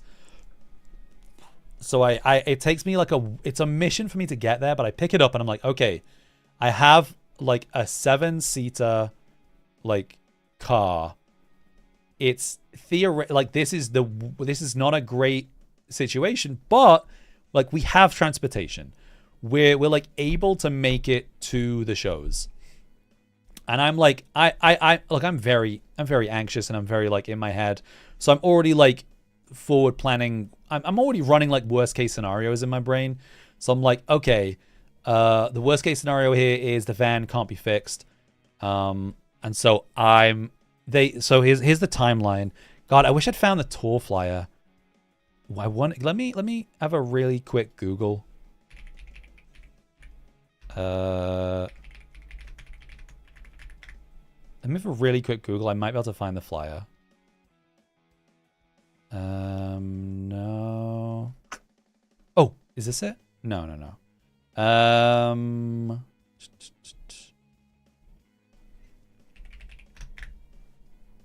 No, I don't like they weren't a big band.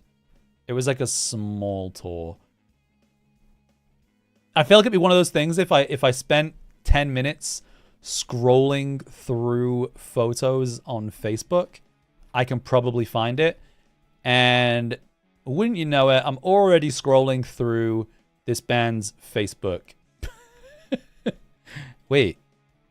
Oh, this might actually not take that long.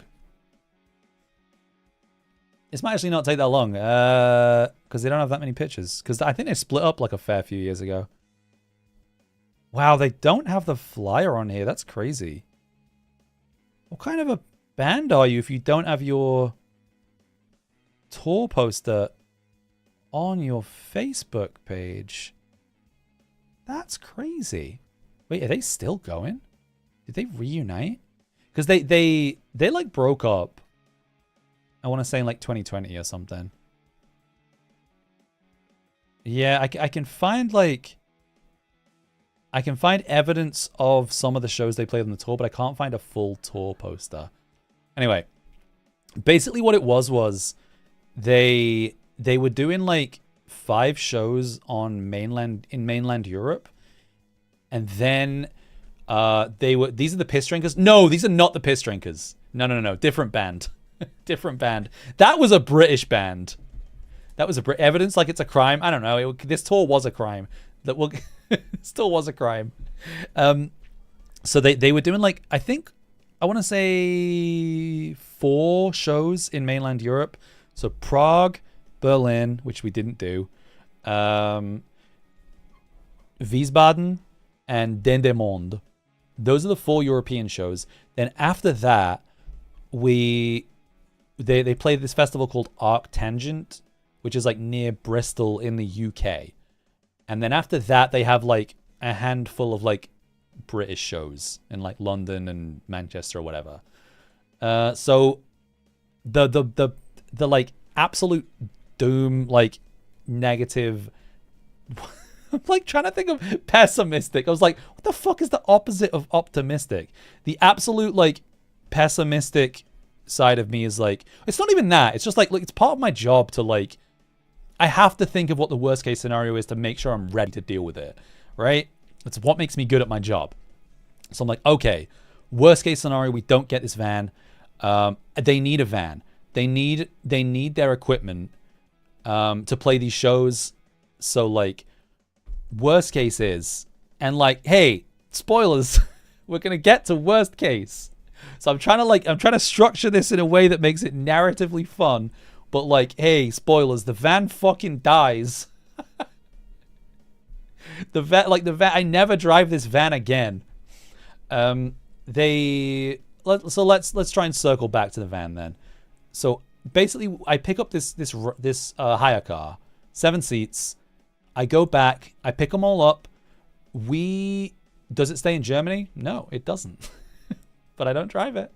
I pick them all up. And we have to like it's rough.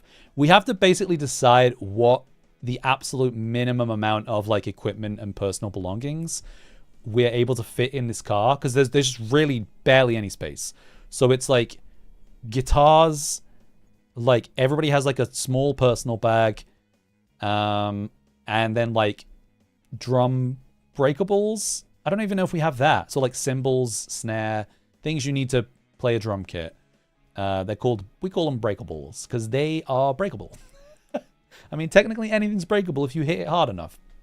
So we squeeze everything in, and we have like a little bit of merch because they need to, they're trying to make some money. And we squeeze into the car and we start driving like a 6-hour drive across Germany.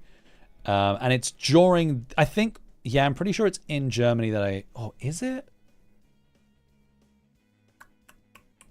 Yeah. I'm pretty sure. No, I don't think it is. I'm trying to remember like venues in my head. I wish I had the tour poster, but I can't find it. We make it to the first show in Wiesbaden, and I'm trying to like I'm using my phone for GPS, but I'm also like checking my phone occasionally to like see if there's any updates on the van. And we make the whole drive, and I still don't have like anything solid. But then like we make it to the show. We make it to like the venue. And they get loaded in and blah, blah, blah. And yeah, I finally like basically get the message from this German garage, which is like, your van is beyond repair.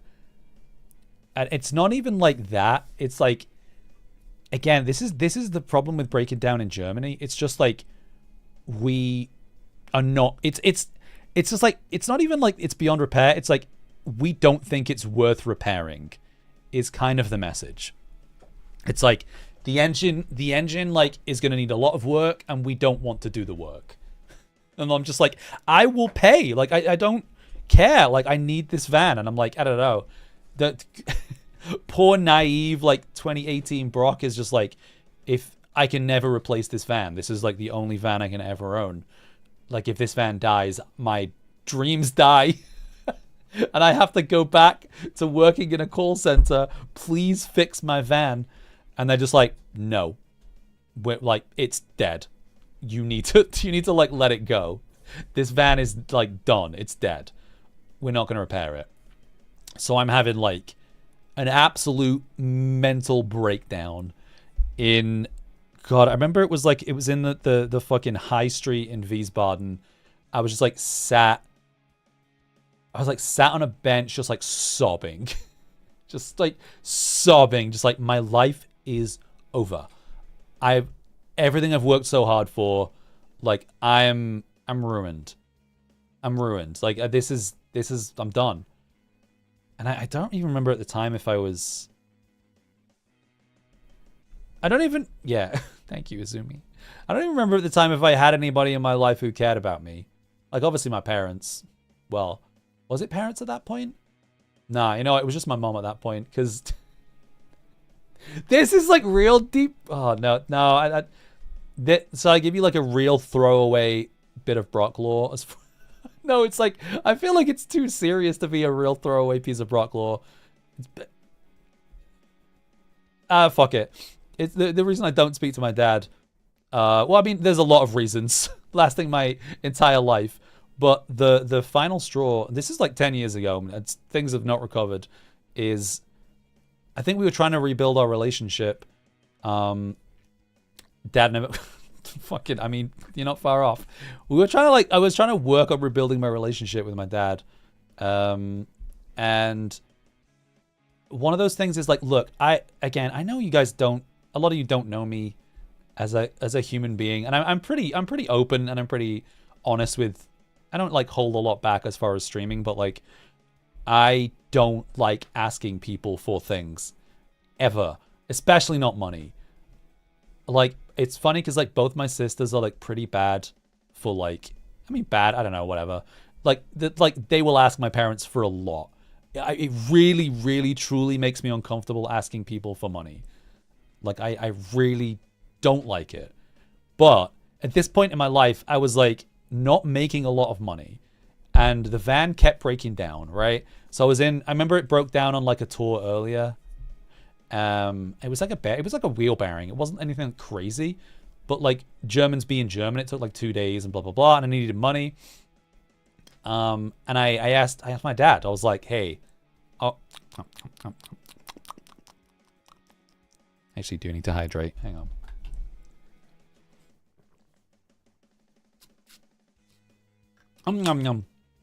And he lent me some money, and then I returned home, and one of my friends this is the world you want to live in, right? One of my friends tattooed me, like in exchange for me helping him move house, right? That's fun. And I post a picture of the tattoo, and I immediately get like a really shitty message from my dad, which was like, I thought you needed fucking money. Why are you wasting money on tattoos? I'm just like, okay, this is the last straw, because the adult thing in this situation would be to message me and say like, I don't know, the weird thing, I don't know. I'm way oversharing here, sorry. But like, I think the adult thing would be to like have a conversation, right?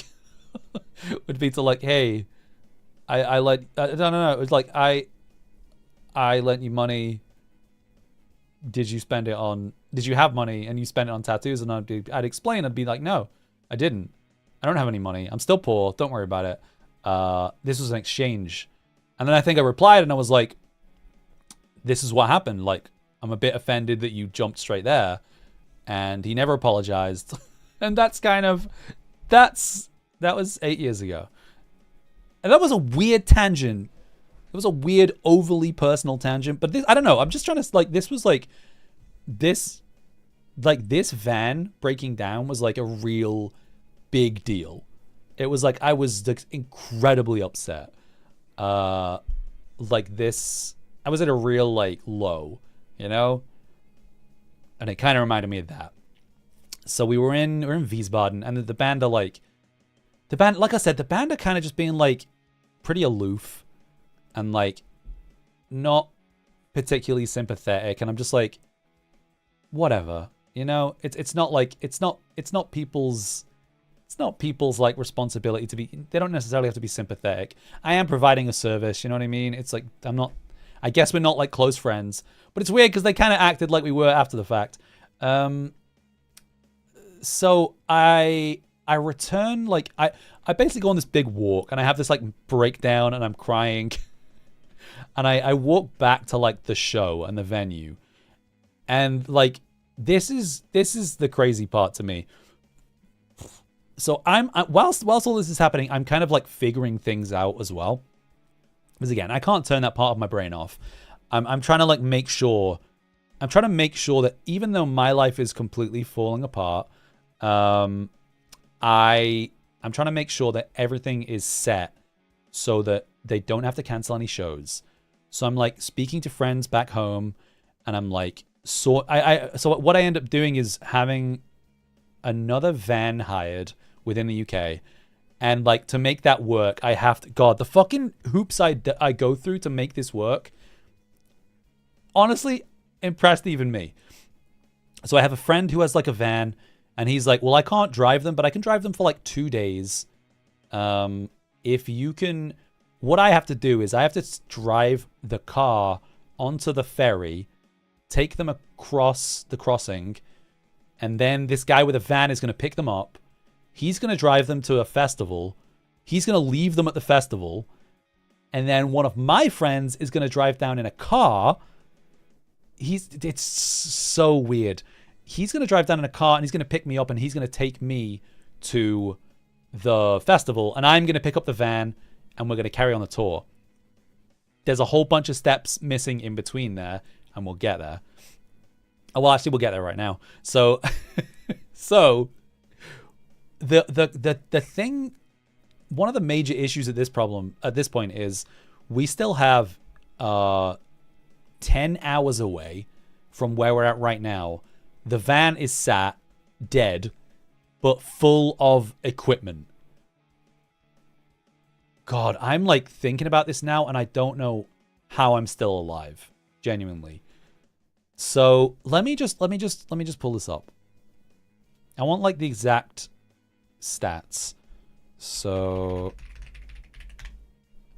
yeah, it's like, Jesus Christ, why did I do this? So here's what happens. Here's what like the next couple days of this tour is gonna look like for me. I'm trying to explain to them, hey, I'm gonna drive you to the last show in Belgium, which is like another 5 hours. Then the day after that, not even the day after. I think it might have been straight after the show. I'm going to drive you like another few hours to the ferry, which is like Calais, which is in France. That's going to take you across to Dover. And in Dover, which is in England, I'm going to hand you off to a guy who has a van. You're going to get in that van and you're going to go play this festival. Then what I'm going to do is I'm going to get straight back on the ferry and I'm going to drive 10 hours back to Berlin, essentially. We'll say Berlin for ease of understanding. I'm going to drive 10 hours back. I'm going to fill the van with the rest of the gear. And then I'm going to drive another 10 hours back to the ferry. I'm going to get back on the ferry. And then I'm going to... Dude, this is crazy. Like, I have to like put out on fucking Facebook, I think. I'm like, hey, because this is the only way this works. I have to leave. This is like, you know, what's the puzzle where it's like a riddle where it's like you have like a fox and a chicken and a bag of grain and you have to get them across the water. Do you know that? Like that puzzle? It feels like this because it's like I have a hire car. Which technically I actually can't take on the ferry. Technically it cannot leave mainland Europe. But I can, yeah, so I have to get all of the gear from Berlin to England. But I also have to return the hire car in Europe. So I end up having to drive 10 hours to Berlin, get all of the gear into the car, drive another 10 hours back to Calais, get on another ferry, get out at Dover, and somehow get all of that equipment out of the car and somewhere so I can get back on the ferry in the hire car, go to Calais, leave the car in Calais, fucking get a taxi back to the ferry, get on the ferry as a foot passenger. Then my friend is going to meet me. He's picked up the van from this festival. He's going to meet me. It's so fucking stupid. He's going to meet me in Dover. Then we're going to like have to put all the gear in, and then we're going to go back to the festival. I pick up the band in the van. Should I have a diagram? I feel like I should have a diagram. There are so many unnecessary steps here. It's so convoluted. But the main problem I have is that I don't have anywhere to leave the gear in Dover. So I can get the gear over. Dude, I feel like is everyone keeping up, or should I pull up like a paint window? Because I'm losing sight of what's happening here. All right, so I'm gonna pull up a paint window. Because maybe this is just me. I need physically to be able to see what's going on. What the fuck? Why has it appeared like that? Why is it doing that? What? Why is it? Hang on. Why is it black? Oh, there we go. Perfect. All right. Okay. So. Also ASMR Ram, what's up? ASMR AM, sorry. What's up? Hi. Ah, beans. Okay.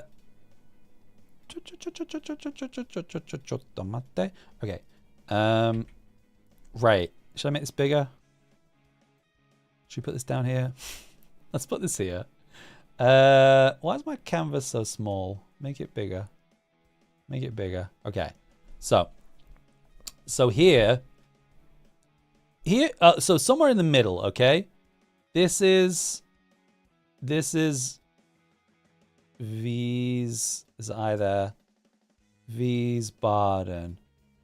Should I get my tablet out? This is getting so convoluted. I'm no text, all right? Text is just muddy in the waters. This is where we're at right now, whilst I'm having a mental breakdown. I think it needs to be bigger, doesn't it? Hang on, let's...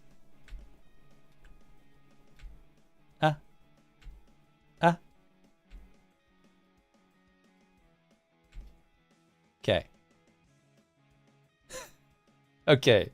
So, this is where we're at right now at this point in the story. We're having a mental breakdown. Here's a broken heart. Incredible. This right all the way over here. Van. This is where the van is. The van is dead. R.I.P. This right here, let's say here, this is where the next show is. So there's a show here. Is this helping? And then like down here, this is where we get the ferry from, all right? How do I draw a boat? Boat, perfect. Okay, and then here is England. Should we draw like, we'll make it obvious that it's two different land masses. Here's England. This is Europe. Is this helping? Is this helpful for anyone? This is Europe. This is helpful for me. And then let's say like fucking over here is the show, whatever. And then up here is where Punk Brock is living, okay? And where Punk Brock's friend lives. So this is, let's change color. Let's go to red. This is where we're at right now, okay? So what I have to do is we'll do... Here's the key. Here's the key, okay? Blue line is me traveling with the band, right? So I got to take the band to this show the next day, and then after the show to this boat And then we take him here. And then the band leaves me because there's another guy. We'll do the other guy with purple. Oh, so the van's coming from here. The other guy is purple. His route is he comes to pick up the band. He drives the band to the festival. He stays at the festival. But then he fucks off. He drives into the festival and then leaves because he's got another job to do. Meanwhile, we'll do my friend in green. My friend is up here. He has a car, right? He has to drive his car down here to pick up the van. And then he meets us here. And this is where the boat comes in. But because of time, he can only do that like pretty late in the day. I don't have enough. I basically have like 1 day to do all of this. It's dumb, and I should have. Hey, Punk Brock in 2026 would have told them to absolutely fuck off and figure their own shit out. But I don't know. I was stressed. I was unhappy. I wanted people's approval. Okay. This is what's happened on this side. However, unfortunately, orange, let's say orange is Punk Brock's. So Punk Brock has to do this with the band, blah, blah, blah, with the band. Okay. Now here's where it gets stupid. So Punk Brock then comes back across the boat all the way over here. That is a 10-hour drive. In one shot, 10-hour drive. I think after I did this, I think I had like 4 speeding tickets in the post. Germany's speeding tickets, not very expensive. But like, it's all like the fuck thing is like, I'm spending so much more money. I'm losing money trying to salvage this for them. I don't have to do this. I should have told them to fuck off. I am actively losing money to try and like make these people comfortable. And yeah. And then I basically have to then return all the way back with the gear, get a boat, come here, and then question mark. Because my friend from here isn't going to be able to meet me here with the van. The times are not going to work out. He's like, I don't know, for whatever reason, he's working or something. The only way we can do this is if I can find somewhere to drop all the gear off so I can then take the car back over here and leave it here. And like, I post on like Facebook and I'm like, hey, does anyone just like know anybody who has like any kind of space I can leave a bunch of gear in for like 5 hours or something? And amazingly, like a friend of a friend is like, yep, I have a garage. You can leave it there. I don't know this person. I have an amazing amount of trust in this person.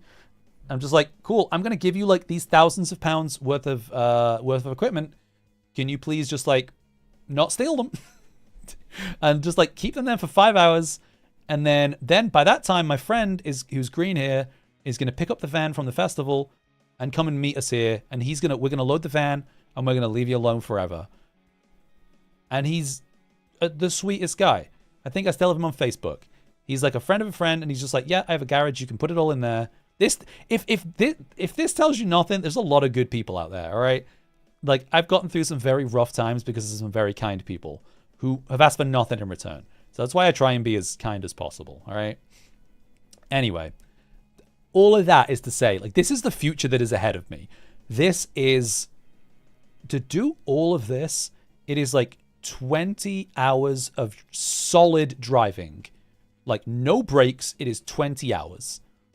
And that's just to do like this back and forth. Then like the ferry crossing takes like a couple of hours.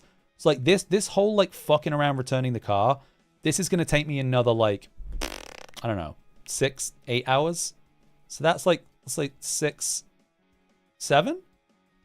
No, I'll say 8. Let's say that's 6 to 8. And then it's another like 3 hours to drive. My friend is going to do the driving at this point. When did I stop? April, good morning. When did I stop at Macca's for Nuggy Break? I don't remember. Like, I clearly had to have stopped to like piss and eat, but like they were very fleeting. So this is all to say that this is all leading up to what's about to happen. and is possibly one of the angriest moments of my life. I'm incredibly upset. My van is broken, and I'm like doubting that I have a future in my life, like genuinely. Which seems very overdramatic, but I don't know. That's where I was then. I've basically come to them and I've pitched them, and I've said, hey guys, this is what is gonna happen. No, I think, you know what? I think I am getting my days mixed up slightly. I think this is taking place at this town. This is Dendermonde. I think this is taking place at this town.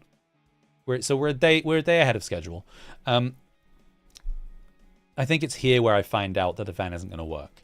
So, unreliable narrator, punk Brock. So, either way, it's more than 20 hours, because I think Dendermonde to Calais is... I'm just trying to give you guys like the raw stats. Dendermonde to Calais. That's 2 hours. Yeah. So this is 2 hours. So ultimately, like, I come to the band here basically with the news. So I have everything ready to go, right? I come to them after the show. And I'm like, or it's like during the show, I think. It's like before they play. I come to them and I'm like, hey guys, so the van is dead. Not like, there's nothing I can do about the van. But like between my tears, I have figured out the plan to make it so that you don't miss a single show. I'm gonna do this. I'm gonna drive fucking 30. This is probably like 3 hours as well. I'm gonna drive for 33 hours straight. Roughly. Well, so there'll be some breaks while I'm on the boat. That's where I'm resting. Oh no, sorry, I'm not driving this. Ignore that. Are we name dropping bands? This is a band called Gulfer. Fuck them at this point. They were absolute cunts.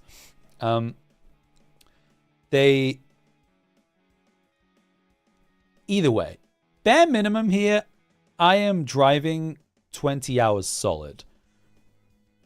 But like realistically, it is like a 30-hour travel day. And all of this is to make sure that they can play, they don't miss a show, right? So I come to them and I present this, and what I would have been expected to have been met with was like, wow, this is a really shitty situation and you're really going above and beyond to make sure that we can make this show.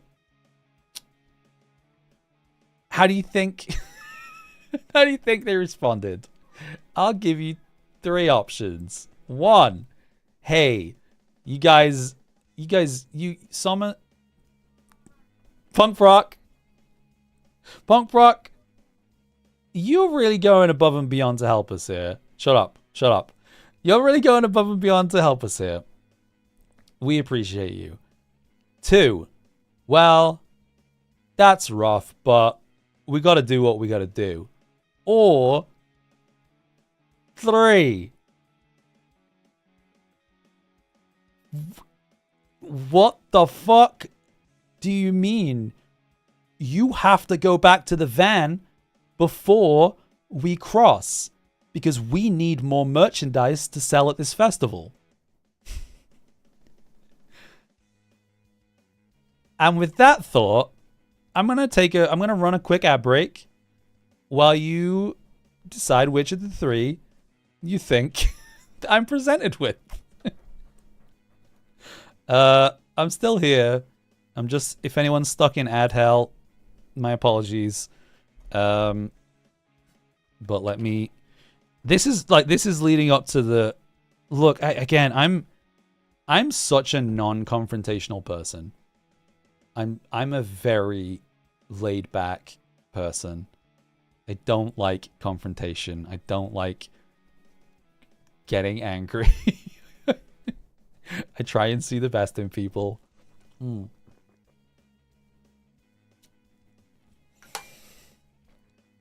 But 2? Just because? Yeah, because you don't think anyone could be, like, heartless enough to pick 3? Even if... The stream has been raided. Viewers, please join us in a moment of silence for the sanity of those who were unfortunate enough to be a part of the incoming raid. We hope you respect their streamer in this trying time and send all of your thoughts, prayers, and follows to their channels. To our dearly departed streamer, we understand the importance of raiding and running, so please don't feel obligated to comment. Incoming raiders, all that we ask is you don't make fun of my accent, or the fact that I can't read, or how I have the singing voice of an angel, or how I'm so darn cute. Don't forget to hit that follow button and get comfortable. Mods, please close the door behind them. Sklimbo! Sklimbo, my guy! I'm so sorry if people are stuck in ad hell right now. I literally just hit go on my ads. So if you're stuck in ad hell, I'm so sorry. You can't hear this. You can't hear this, so these apologies are meaningless. If you can hear me, hi, I'm Punk Rock. I'm an English punk rock guinea pig VTuber. I'm a touring musician and a tour manager by trade, I guess. My job is that I travel the world with bands. And I'm as you can see, I'm in the back of my van right now. I'm currently trying to implement a visual aid into my stream. So you guys just kind of let me know if this... I'm looking at it now and even I don't know what it is. What does this say to you? What do you think this is a diagram of? But Sklimbo, thank you so much for the raid. I was hanging out, but Sklimbo, hey Sklimbo, you listening? Because you are tearing my house apart. All right, my partner. You know my partner's favorite streamer is? I'll give you a guess who Raf's favorite streamer is. If you ever see a chatter called BeetleXBeetle in your chat, Sklimbo, or any of the Sklimb Nation, that's my partner. That's Raf. Sklimbo has usurped my position as favorite streamer of this household. Sklimbo is Sklimbo's not only the peak perfection of male physicality. Sklimbo's also now the most popular streamer in my household. So thank you for that. They must be forced to deadlift squat. But welcome in. Hey, if you I know it's like, I don't know, you guys have been Pokemon battling. How did the Freak team go, by the way? It seems to be going fun. I'm just like, it's good though, because you guys just missed me going into an incredibly emotional tangent talking about how I no longer speak to my dad. So like, maybe this is the right time to come in, because I'm about to tell you about the angriest I've ever gotten in my entire life. And I'm a very chill person. I have a lot of patience. You missed it? Fuck. You don't need that, all right? Beetle. Oh, look who it is! Yeah, Raph, I was just telling Sklimbo that I'm no longer the favored streamer in our household. So thank you for the raid, Sklimbo. It means a lot. I really hope you're doing good. Please, if you need to do post-stream cast stuff, please do. Please do. Yeah, if Sklimbo has 1 million fans, what is it? If Sklimbo has 0 fans, then my partner has left me and no longer has the ability to get internet in my country. So we're big Sklimbo fans in this household, so the raid means a lot. I appreciate you. But please, hey, if you guys, Sklimbo, if you need to raid and run, please do. Hey, if anyone does want to stick around and hear the feeling, thank you for the follow. Wait, what? Are my alerts hidden under this diagram? Yeah, we're currently doing some I mean, can I show you my van first? Look, this is well, I'm sat. It's funny because like I'm sat in my, again, I don't know if people got stuck in ads as soon as they come in. So I'm sorry if you did. You missed my apology. So here's another one. Hey, I'm British. If you hadn't guessed, I apologize a lot. Who's driving? Don't worry about it. No, it's fine. Luckily my job now is mainly just tour managing, so I don't have to drive anymore. But I did in my heyday. Oh, this is 8 years ago. It doesn't feel, is this really only 8 years ago? That's crazy because That's crazy. Really? I'm having an existential crisis before your very eyes. But hey, if any, oh, you're British, name 2 items from Greg's: sausage roll, vegan sausage roll, steak bake, chicken bake, sausage, bean and cheese melt, caramel custard donut, Bakewell tart, vanilla slice.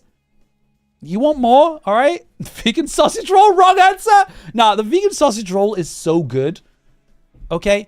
I was in somebody's stream the other day where they were like, oh no, it was Nietzsche. I did a stream with a friend of mine the other day where we did a British things tier list, and thank you for the follow. Thank you for the follows, guys. We were doing a British things tier list, and somebody in chat said that the Greg's vegan sausage roll tasted like a gas leak smells. And I've never been offended by anything in my entire life more than I have been by that.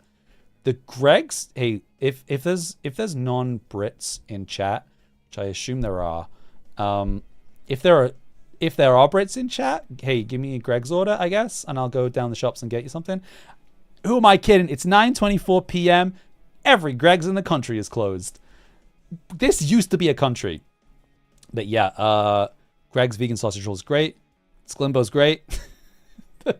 Everybody, every time like I rate somebody like more entertaining than me, which hey, look is quite a lot. It's like this household now. I'm not even Raf's favorite Vita Mini member. Fives is fives. Anyway, I'll calm down. I'll calm down. All right, Raiders. If anyone's still here, I do appreciate you. The fish, truly. Sklimbo NTR Brock. Exactly. That's what's happening right now. All right. We didn't think it was possible, but here we are. I was just presenting to chat. Before I took my incredibly poorly timed ad break, I was so I started with this diagram, which, as you can see, I'm a skilled and talented artist. Okay, all right. Let me try and just recap briefly what this diagram is going on about. So again, footnotes. I am a tour manager. That's my job, which means that I travel with touring bands for a living. It's pretty fun. It is exhausting. It means that half of the year I am at home with nothing to do, which is when I'm streaming. And you love fish and Broken Man. And then half of the year I am just out on the road all the time. So this in particular was if you're genuinely interested in what I do for a living, because it is interesting. I think it's an interesting job. I made like a 10-minute or so YouTube video on my YouTube channel, which is just youtube.com/punkbrock. And there's like a video on there. I don't know. It explains it. But it's been like the short of it is that I'm like an adult babysitter. I basically just tell adults where to go and to make sure they get on stage on time to make sure the show happens. But to kind of get my foot in the door to that, this is like 12 years ago. Jeez. I used to just drive. I used to drive primarily because American bands that come over here don't drive because it's on the other side of the road. And we largely like don't have automatic vehicles. We're mainly like a stick shift country.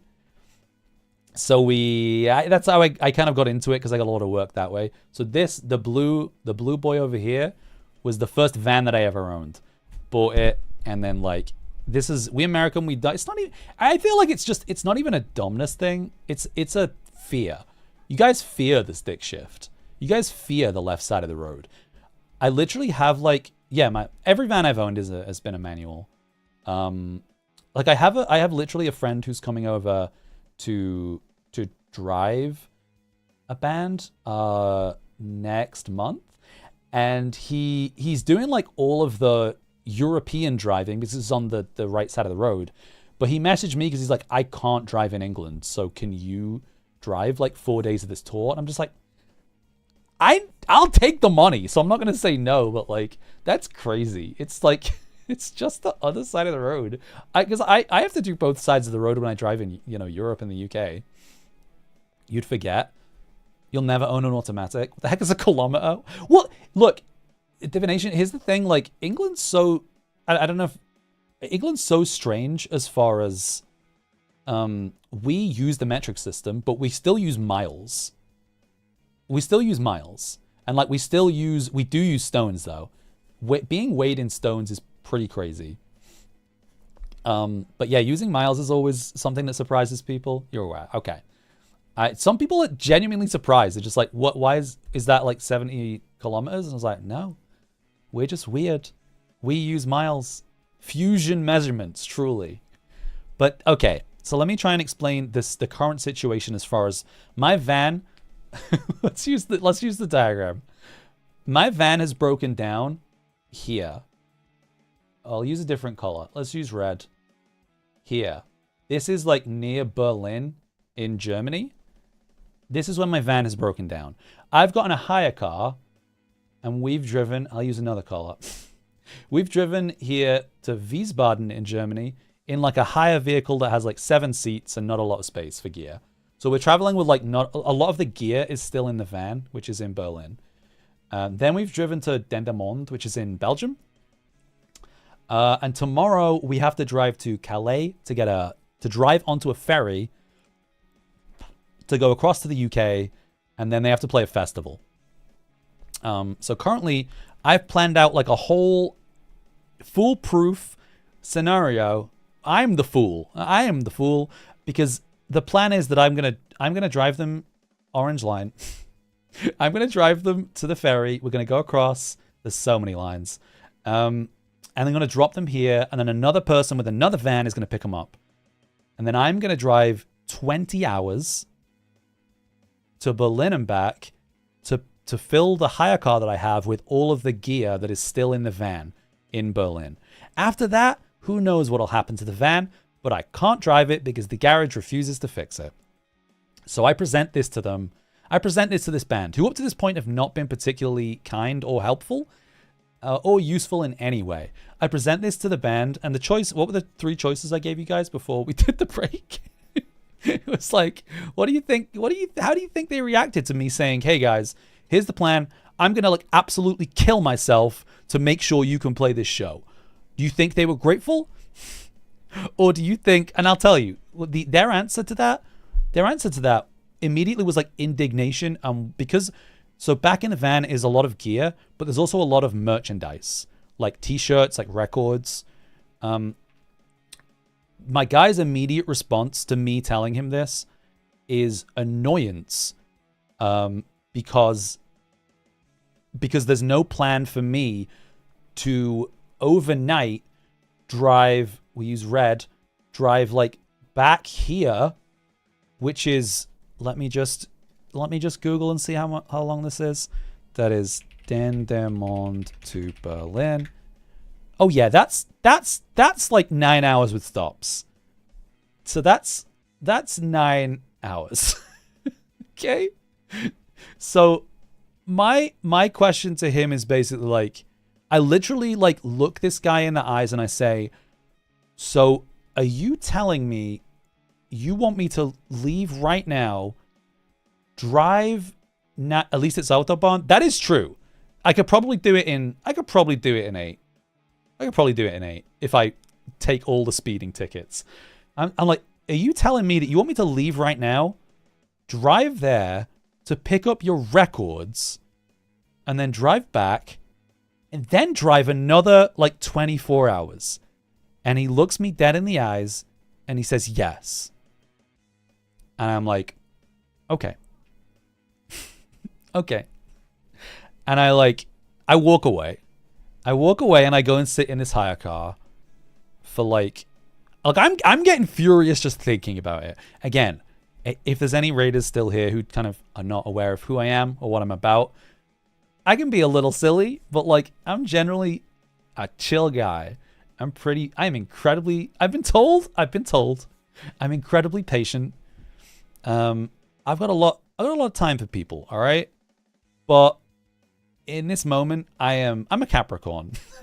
What does that mean? In this moment, I have never been more angry or upset. At this moment, you call a manager. I think the problem is, so divination, you, my friend, are exactly right. So this is like a very DIY tour. And again, this is like, I'm actively losing money. I'm actively losing money by continuing to carry on with this. The smart choice would have just been like, I'm going to stay with my broken down van and you guys figure your own shit out. Because at this point, my only job on this tour is driving them. I'm not their tour manager. The singer of the band is like the tour manager. But yeah, I am a hard worker. I am a problem solver. So I'm like, I want to help them. I want to make sure they can finish this tour. It would upset me if like it felt, I'd feel responsible. And I sit in my car and I'm just like, I've never felt angrier. I'm just like, because I'm processing everything as the way I would process it. I'm just like, because I'm just naturally like, I don't know, maybe it's like a fucking persecution complex, but I'm sat there just like, are they right? I'm like, are they right? Like, have I really fucked this up? Have I like really let them down? And I just sit there for a bit and I'm just like, no, no, what the fuck? And so I go back out and I'm just like, I've never been angrier in my entire life. I don't think. Because I just like square up to this guy and I'm like, I'm not like a small guy. I'm never going to resort to violence. I would never hit anyone, but like, I'm definitely bigger than this guy. So I just like square up to him and I'm just like, listen, I am fucking killing myself to make sure you can even play this fucking show. Like, you don't fucking, like, you should be sucking my toes right now, right? Buddy, like, fucking kiss my feet, you know what I mean? Like,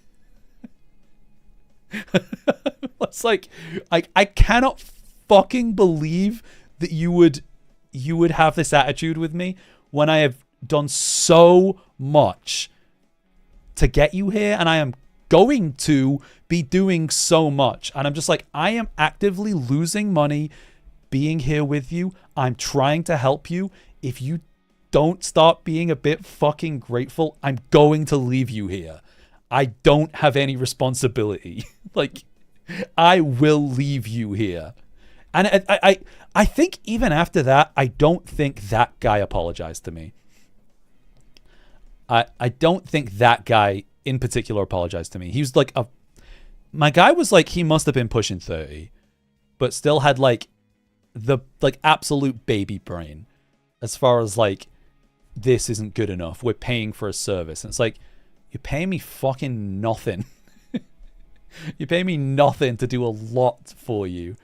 This is why contracts are important. Oh, again, like divination. This was, I want to say, like, I guess it's still a few years into me doing this as a job, but over the past few years, luckily, this was one of the tours where I was just like, there's been certain points in my professional quote unquote career where I've like, like canon events where I've been like, I did like a really, I'll talk about this maybe another week.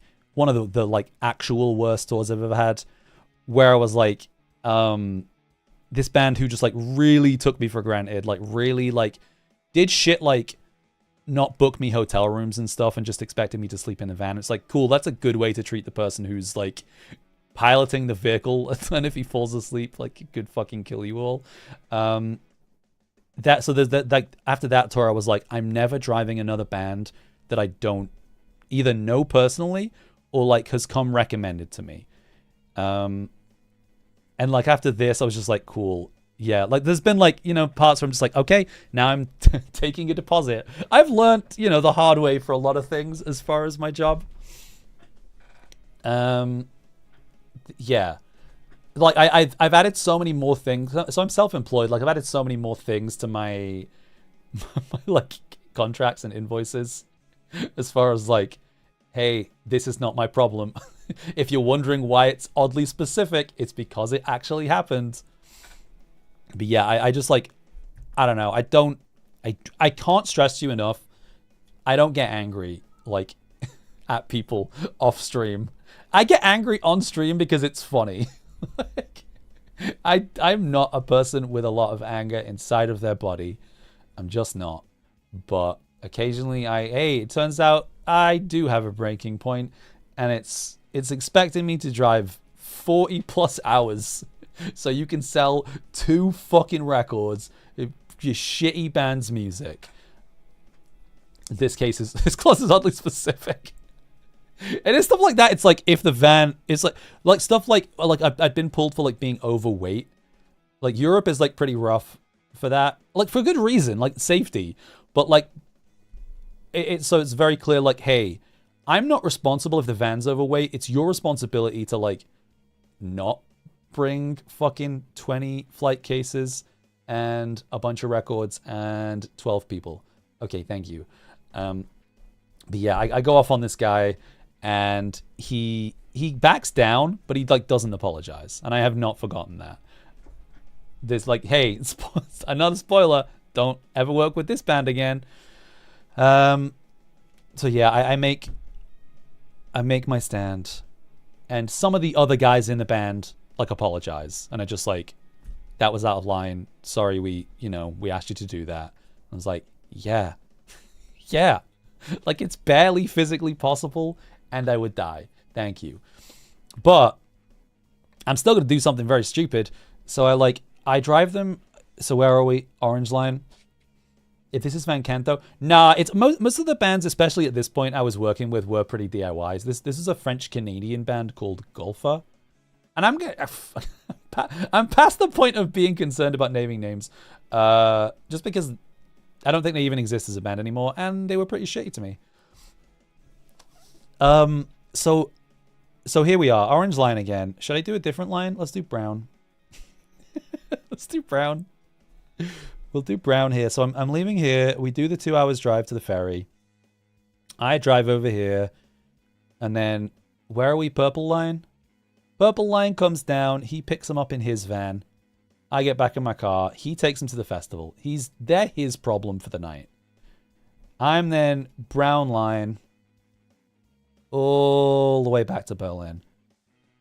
That is just like a full like overnight drive. I do not sleep. I get back to my van. I have to like tearfully say goodbye to my van. I think I have like so one thing that I still do. I don't think there's any. So hey, again, if you join stream a bit later. The van that I'm in here on stream is the van that I bought after this van died. This is like the actual van that I owned. You can see the Greg's coffee cups to my side here. These are Greg's coffee cups. This is a little Greg's treat down here. Caffeine, yeah, I just like was absolutely like caffeined off my tits. Just like, blowing myself up like a balloon. Like not pissing, just having like 2-minute, like the only stops would be like if I needed gas, driving so much over like again autobahn, the autobahn, so I was driving like fucking 100, like I was in a car as well, so I'm usually driving like a big old van, which is like, I'm gonna get like 80, 90 like absolute tops, but I was in like a car, so I'm like, all right, it's the Autobahn. I'm going fucking 130 miles an hour. If I die, I'm really gonna die. You pulled the worst, North American and French. I know. It's like it was a lot. Even Amazon workers get pet bottles. Yeah. Well, the Greg's Cup. Hey, look. I mean, it's built to withstand, hot liquids. So it can take some piss. Say a little bit of piss isn't gonna destroy the fabric of the Greg's Cup. That's a hardy cup. True. Yeah. Okay. So here we are. We drive 8 hours. No. Sorry. Where are we? We're brown. No, let's use pink. No, we'll use brown. There's so much brown. No, the brown doesn't stand out. We'll do pink. That's brown. We'll do pink. Here we go. Pink. This is like a fucking London Underground road map. London Underground. What is it? Line map. The tube. So I drive my 10 hours to get the van. I get here. Yeah, I have like a really emotional. Again, I'm just like fucking like losing my mind, upset.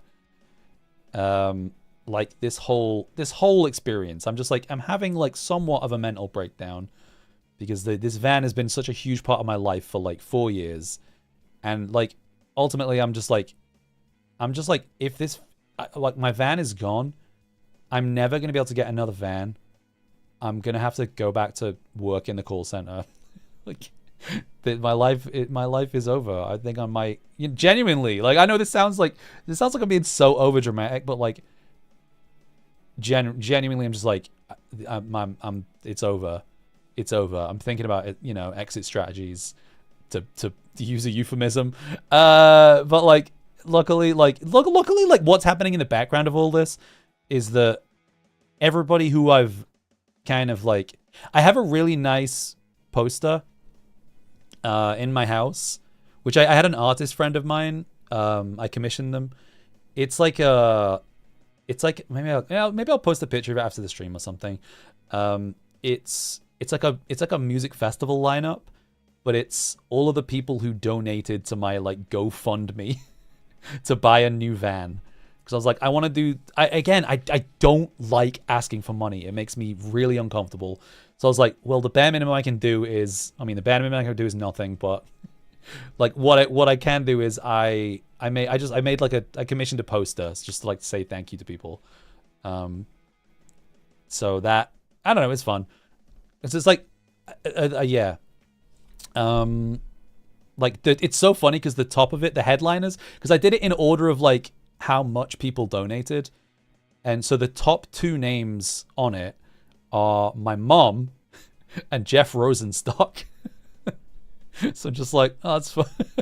Those are my van GoFundMe headliners. It's pretty funny.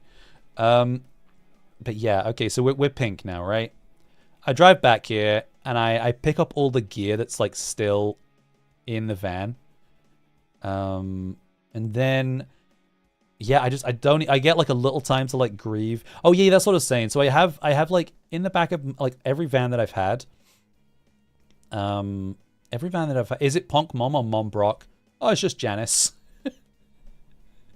Every van that I've had, I have like, when I finish a tour, I have like one of those Instax Polaroid cameras. I really like to take like a photo with the band just to kind of like commemorate the tour, and then I like pin it up in the back of the van. I don't know, it's fun. I think it gives it character. And so I get back and I like empty the van. I'm getting like all of the gear out. I'm getting like all of my personal stuff out, and I'm like taking down like the Polaroids, and it's just like I'm just like sobbing. And then I took like a Polaroid of me like with the van, because like as far as I'm concerned, like this is probably the last time I'm going to see the van. I don't know exactly what's going to happen to it, but like it's not going to run again. But yeah, I do that, and then I fucking start driving again. I drive like another 10 hours all the way back over here, and I get back on this ferry, and like I mentioned, I've hit up like a completely random guy who I do not know, who is a friend of a friend, who is going to let me unload all of the gear that I have in my van into his garage whilst I return the hire car to a different fucking continent. Country, I should say. Landmass. I then, after I've emptied all the gear here, I get back on the ferry and I get back here to Calais in France. And it's funny because at no point have I even considered, you're not supposed to take a hire car to England from mainland Europe. I think you're just not allowed to do that in the terms and conditions. So I pick up this hire car came from like here. This is where I got the hire car from. And like, this is where I'm at right now. So I ring the hire car company or my breakdown. And I'm like, hey, so I just need to let you know that I'm going to leave the hire car like in Calais in France. And they're like, no, you're not. Like, you're going to drop that back off like where you picked it up. What are you talking about? And I'm like, I can tell you right now, I'm fucking not. I'm leaving it here and it's your problem. And they're like, okay, I guess. Like, just leave it. Leave it. I'm just like, this is where I'm leaving it. I'm leaving it in a car park. This is another like weird memory. Again, my memory isn't great for a lot of things as far as specifics. But I remember I left it like in the parking lot of like a toy store, like in Calais. And I go into the toy store and I like look for Pokemon cards. And I think I buy some Pokemon cards because I'm just like, I need some kind of serotonin right now. I need like anything. So I'm going to buy some French Pokemon cards to give me some kind of joy in my life. But yeah, so yellow is where the car stays. I then have to get a taxi. Let's change ourselves to blue. Yeah, I deserve a little treat, exactly. I then have to get a taxi like from here to the ferry, which is like 10 minutes. That's fine. Then I walk. I have to get on the ferry as a foot passenger, which I've never done before, which is pretty interesting. But it goes smoothly, dude. It just, again, like the fuck thing about all of this is, I'm paying for all of this. Like, I'm paying for all of this. I'm paying for the gas it takes to get here and back. I'm paying for like all the ferry trips after the first one. I'm hemorrhaging money. Yeah, fuck. Like, I don't know what this says about me as a human being, but I'm just like, this is my problem and I have to fix it. I'm like hemorrhaging money. This band are paying me like fucking peanuts. And I do not come out of this tour like in the black, you know? But I'm still just like, gotta do it. I gotta do it. This is what, you know, this is what I gotta do. So eventually I get back here and my friend is green. He's driven to the festival site in his car. He's picked up the van and then he's met me here at the ferry. And I'm like, hello, thank you. I love you. And he's doing this like out of the fucking kindness of his heart. He's not charging me anything, you know? We go and we pick up all the gear from this incredibly kind man who's let us keep all of our gear in his garage. And then we drive back to the festival. And then I get in the van. And then my friend gets in his car and drives back home. And then, honestly, the rest of this tour, I don't super remember. I remember that after this, there's maybe like 2 or 3 shows where I'm basically just like forcing a smile on my face as I drive around this bunch of like entitled, unhelpful, like pieces of shit who are just like, who have like helped me in absolutely no way whatsoever, but are still kind of trying to like, didn't really apologize for how shitty they behaved, but are still kind of trying to be like buddy with me. And I'm just like, I'm past it. I'm vacant behind the eyes.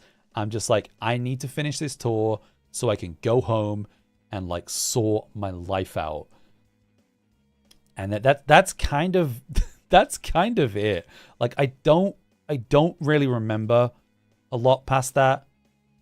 Like it really just like my mind is focused on like figuring out the next stage of my life.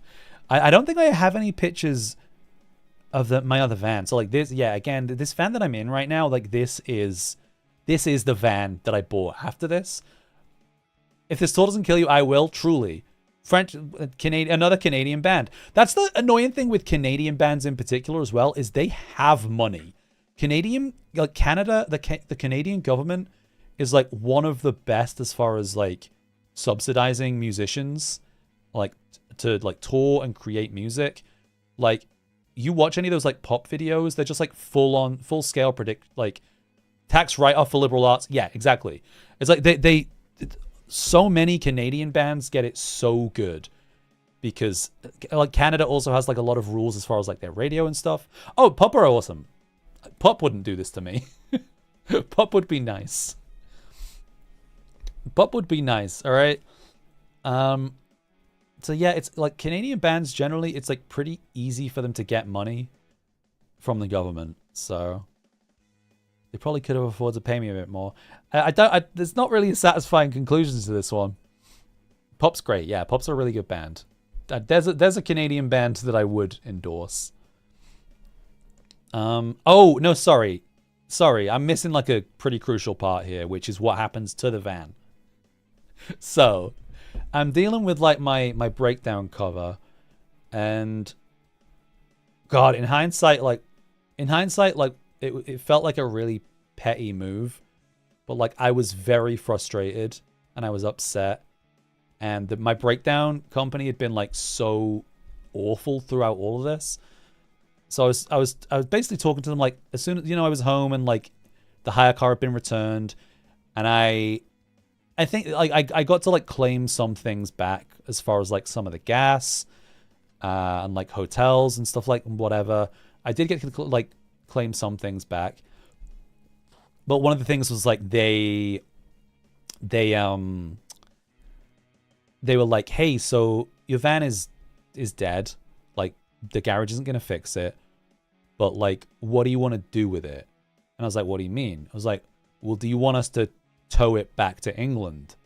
And I was like, well, I mean, can you arrange for it to be like scrapped or something in Germany and like I can get the money for it? And they're like, no. And I'm like, okay, then I guess you're towing it back to, I think it was basically like they could arrange to get it scrapped, but like I wouldn't get any money from it. And I was like, again, like, no, it feels like it feels like the worst option. But like, it was either they scrap it in Germany and I don't get any money for it, or I make them transport it fucking like 15, 20 hours across the world, like tow it to my house, and then I can have it scrapped. Like just to have it scrapped. I'm at this point, I think I've already committed to buying this van. So it's not like I'm trying to fix it up. And then so I'm just like, yeah, bring it to me. Bring me my van. So I think it takes like a few weeks, but like it gets towed and it gets delivered to my house. And I think some guy pays me like £150 to scrap it, which like sucks, because I feel like these kind of vehicles, especially like if I knew anything about them, I feel like even just like aspects of the van I could sell for more than that, you know? It's just I'm so final with stuff like that. I'm just like, it's already dead in my heart. I have to let it go. I can't then spend like weeks taking it apart and like selling bits on eBay. I'm just like, no, it has to be gone. I need to grieve. I need it to be done. The funny thing is, so I know I have a video of it being towed away. And the funny thing is, I'm pretty sure I used that footage in a music video. I'm gonna see if I can find it. I don't. It's so like the thing is, do I care? It's like a full docs. It's a full docs. I mean, it's not a docs, you know what I mean? But like, the whole video is like set around a tour that we did in this van. Should I play the? Should we just watch the? Ah, this is gonna make me emotional.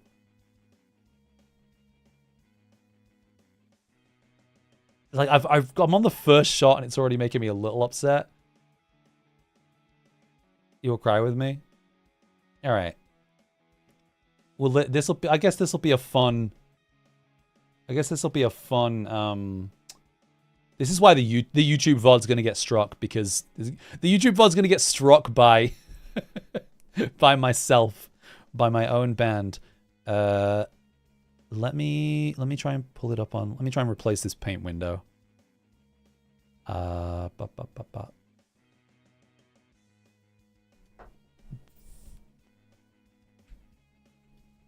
you want it? Should we do it full screen and I'll just pause? I can put myself in front of it, I guess. Hang on. A. Oh. Oh. Hang on. Ah! My arms. This is fine. All right. I'm just trying to like. I'm trying to. Cool. Yeah. Let's move me. Let's move me. Oh, it disappeared. I'll go down here. Why did it disappear? Oh, because I minimized the window. Let's move me down here. Let's just get rid of this table. I'm still torso. Fantastic. Yeah. This is a fun. I guess this is a fun way to end this. This is a tour, I guess, that we did in all blue. I'm just like looking at the table, so I can see like this is all like GoPro equipment. There's a Cornish pasty. I don't know what this yellow thing is. This is my. Oh my god! I remember I had a like before like I had money to get like a proper laptop to tour with. I bought. Do you guys know what an ePC is? Like E. The letters EEE PC. They were like little tiny like Linux machines.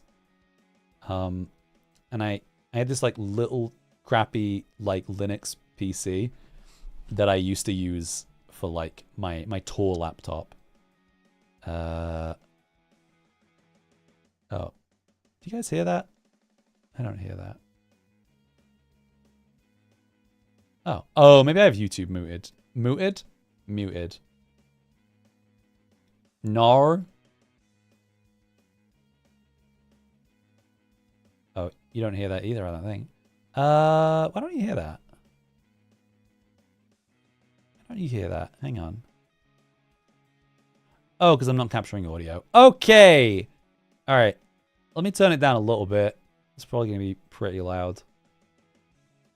I hear your background. Yes.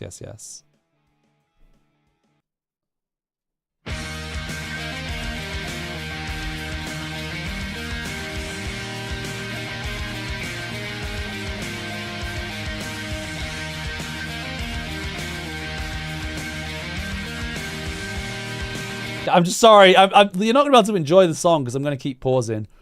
I'm just like reliving. I'm reliving the van. Look at it. Like this seat was like fucking gaffer taped up. So this is the van door. Remember when I said at the beginning of stream that like the van door didn't open and close properly? This is us driving down the road. I think Jimmy's brushing his teeth and like the van door is like not closing.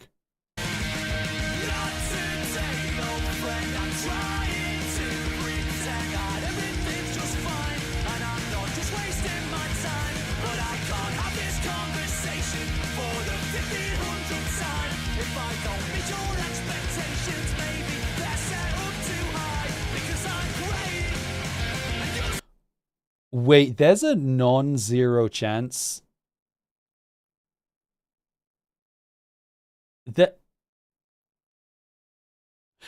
there's someone's exposed penis in this video. Would they let you keep that video on YouTube if there was just a straight hog in it? Like, they wouldn't. They'd remove it, right? They'd remove it if there was a hog in it, right? Like, they wouldn't let you keep that shit on YouTube. This is the ferry, by the way. This is... You never seen the booty hole video? Because, so... Well, so I'll this is what happens. You drive the van onto a ferry, and then you just hang out in the lounge. You've seen bare pussy and dick on YouTube. All right. This is us getting off the ferry that I've spoken so much about.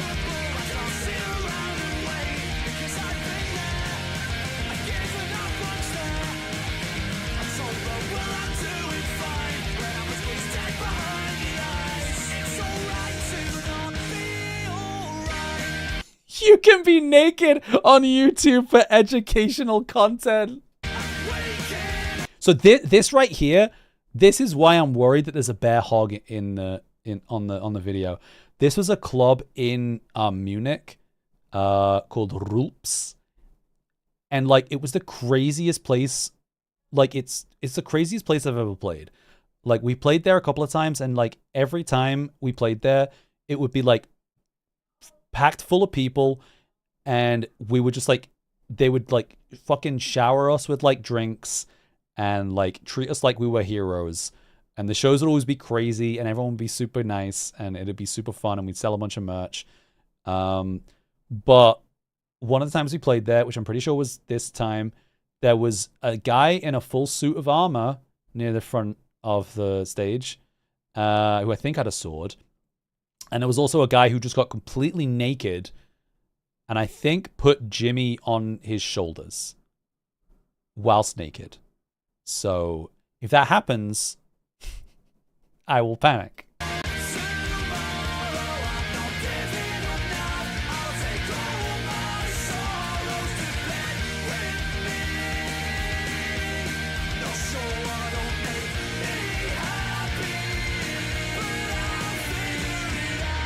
Like every time I see this footage from this show, I'm just like, oh my god, please no hug. You know what we're trying to play here? I'm pretty sure we're trying to play... Oh, what were we trying to play? It was either the Black Parade or 1,000 Miles. It might have been the Black Parade. That's it! This is it! This is literally the only reason I put this video on. This is them towing away my van. This is them towing away my van. So this is like yeah, you could probably, if you were the more eagle-eyed among you, may be able to figure out where I lived fucking 8 years ago.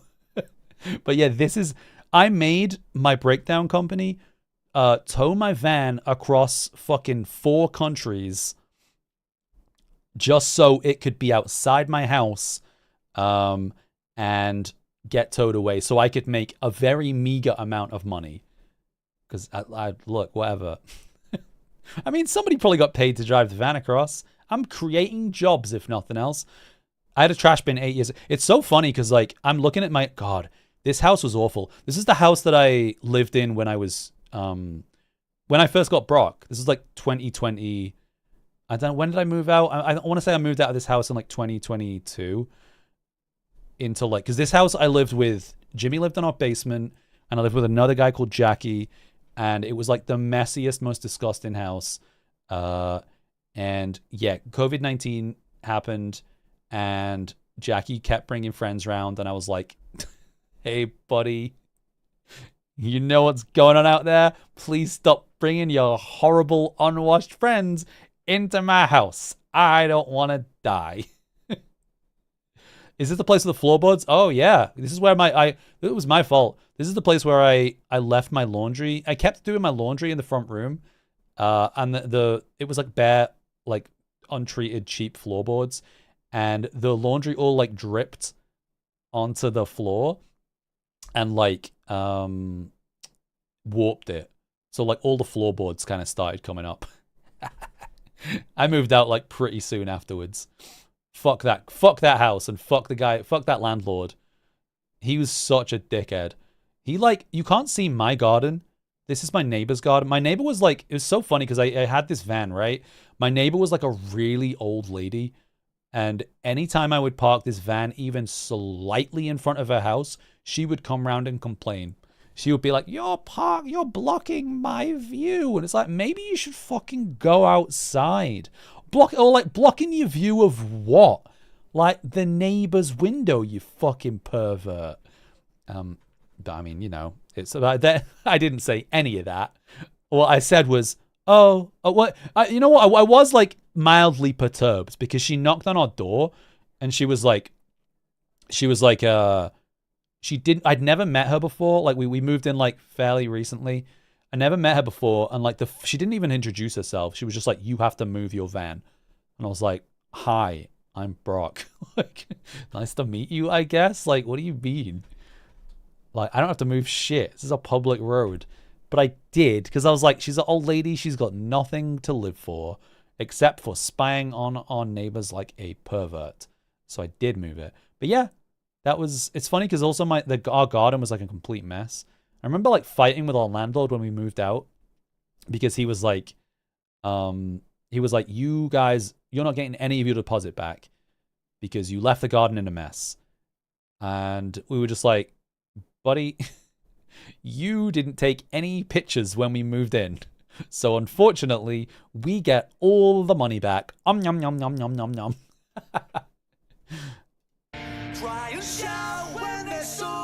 Yeah, there we go. I made this video myself, like using all the footage. And I was just like, what can I put in this really like quiet, sad part of the song? And I'll do like our van getting towed away. This is a really weird acoustic set we played. It was rough. This made it in the video. The Windmill Inn is a pub in Ashford in Kent in the UK, where we were supposed to play. We were supposed to play there, and a fight broke out basically. So we turned up, and it was like this local like pub in like a small area of like England, where clearly they like didn't do a lot of shows and like didn't want like a punk show. But also one of the regulars had like died recently, and I don't know if they'd done like a memorial service or if they were just like generally in mourning, but like the locals were like pissed that we were there. And so as soon as like the first band started playing of the evening, one of the locals gets up and like unplugs the PA. And then when the drummer of the first band like gets up to like say, "Hey buddy, what are you doing?" The local like punches the drummer, and like a huge fight ensues in this pub. So that's what like the next scene of this video is. It's like this. This is me sat. This is me sat at a table, just like with my phone. You know, like when you kind of like slyly hold your phone like above your stomach, just like trying to record something. This is me just like sat behind this table, like slyly recording it, just being like, like I hope they don't come over here. But yeah, there's this whole like, you can see everyone's just like arms like outstretched, trying to like calm down. But yeah, what happened then was the landlady basically was like, the show has to go. You guys have to leave. Like I value my local customers more than you. You've all got to leave. The show's off. And we're just like, then just like this like promoter kid who's like arranged the show is just like, yeah, sorry guys, I guess the show's off and like I can't pay you obviously. I'm just like, did Jimmy get involved? He seems like the time of wanker to scrap. Don't think so. I don't think our guys really got involved. There was like 4 bands. I don't really think our guys got super involved. But after the show, we went out in Canterbury, which is a town nearby. We stayed with like one of the bands we were playing with, and Steve got drunk and had a running race with somebody, fell over onto cobblestones, and like really severely fucked up his wrists, which resulted in like multiple surgeries and like steroids and stuff for years to come. Oh, wait, somebody pushed someone. That's it.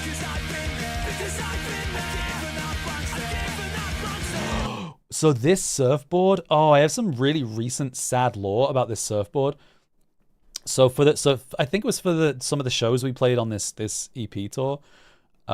We had a surfboard and we like spray painted the name of the band on it, and it lived with me for like 6 years or something. And then when I was moving house, I think when we moved to like a smaller house, I like had to get rid of it. So I was like, hey, do any of you guys want this surfboard? And our old guitarist was like, Scott took it. He was like, yeah, I'll take it. And as of like I think it was Saturday, like 2 days ago, I got a message off him. He's not in the band anymore. But he sent me a message and he was like, do you want this surfboard back? And I was like, honestly, no. And then he sent me a picture of this surfboard in like a landfill. Hopefully somebody picks it up and it goes to a good home. I offered it to you. Yeah, you can have it if you want to pay shipping. I'm sure it'll be really expensive. Look at this kid's head. This is what we played on the back of a truck in a pub car park. Don't know what this kid's head's all about. This kid's probably like 30 by now.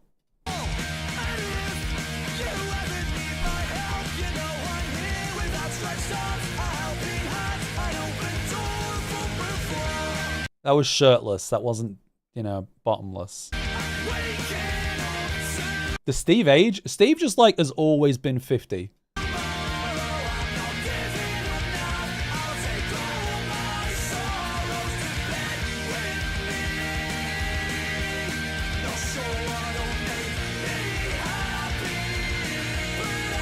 And Rich here, who's not even in the band anymore, is getting married this year, and I'm taking a day off the Less Than Jake tour to fly to his wedding. Because he's the person that looks after our pets now.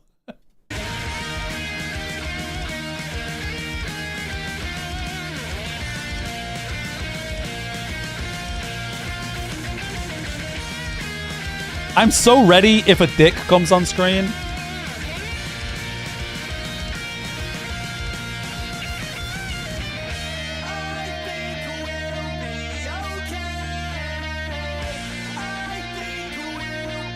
Why doesn't he rejoin Eat Defeat? He wants to. The rest of Eat Defeat don't want him.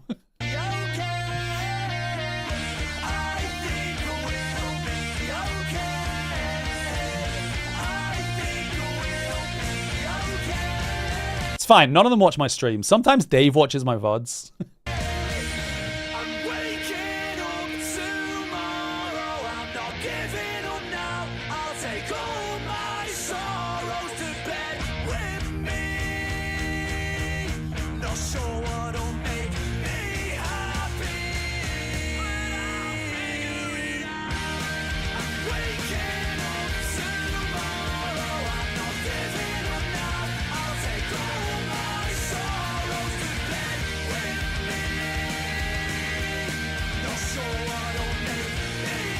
I honestly think there was probably dick at some point. It just wasn't like front and foremost.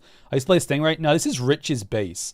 I used to play guitar and Rich used to play bass. And at some point we swapped and we literally just swapped instruments. That's my guitar.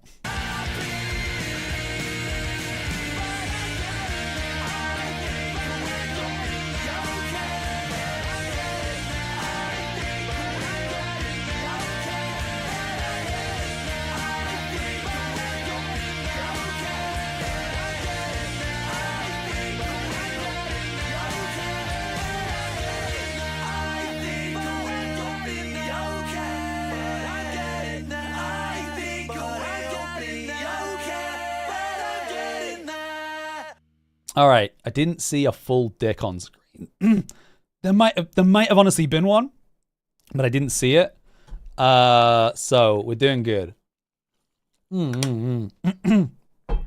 Damn, yeah. That was emotional. That was on like, that was a lot. Shit. It's so no PP detected. It is, yeah. It's pretty weird, especially stuff with like. God, it's weird looking every so often. Like my wedding photo will pop up, like the current Eat Defeat lineup, and I was like, damn, two of those people just don't talk to me anymore. That's rough. Anyway, let me bring back my table. Boop boop boop. Let's push back. Okay. I think that's it really. I haven't really got anything else to offer as far as this particular story. Let me just retake my place. Kid isn't. Oh, really? Damn. Let me bring back music. I didn't know that. Damn. Beep boop beep boop. Yeah, Beans, like, sorry, Raph keeps sending pictures to me. Like, Raph is currently playing D&D with Bob. Oh, some of these pictures are of Peppa, though. Yeah, damn. I don't want to finish on, like, a really sad note. What's a fun thing we can finish on? Boop, boop, boop, boop, boop. Peppa mentioned. How can we finish this on a less somber note? Anna Guesser? You play Anna Guesser? Karaoke? I'm not... I don't think my voice can really do karaoke. Yeah, I don't know. I don't know if this is a fun... My favorite memory of the first van?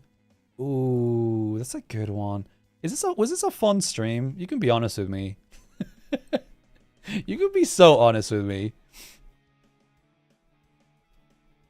I like this as an idea, but I worry that I'm not like...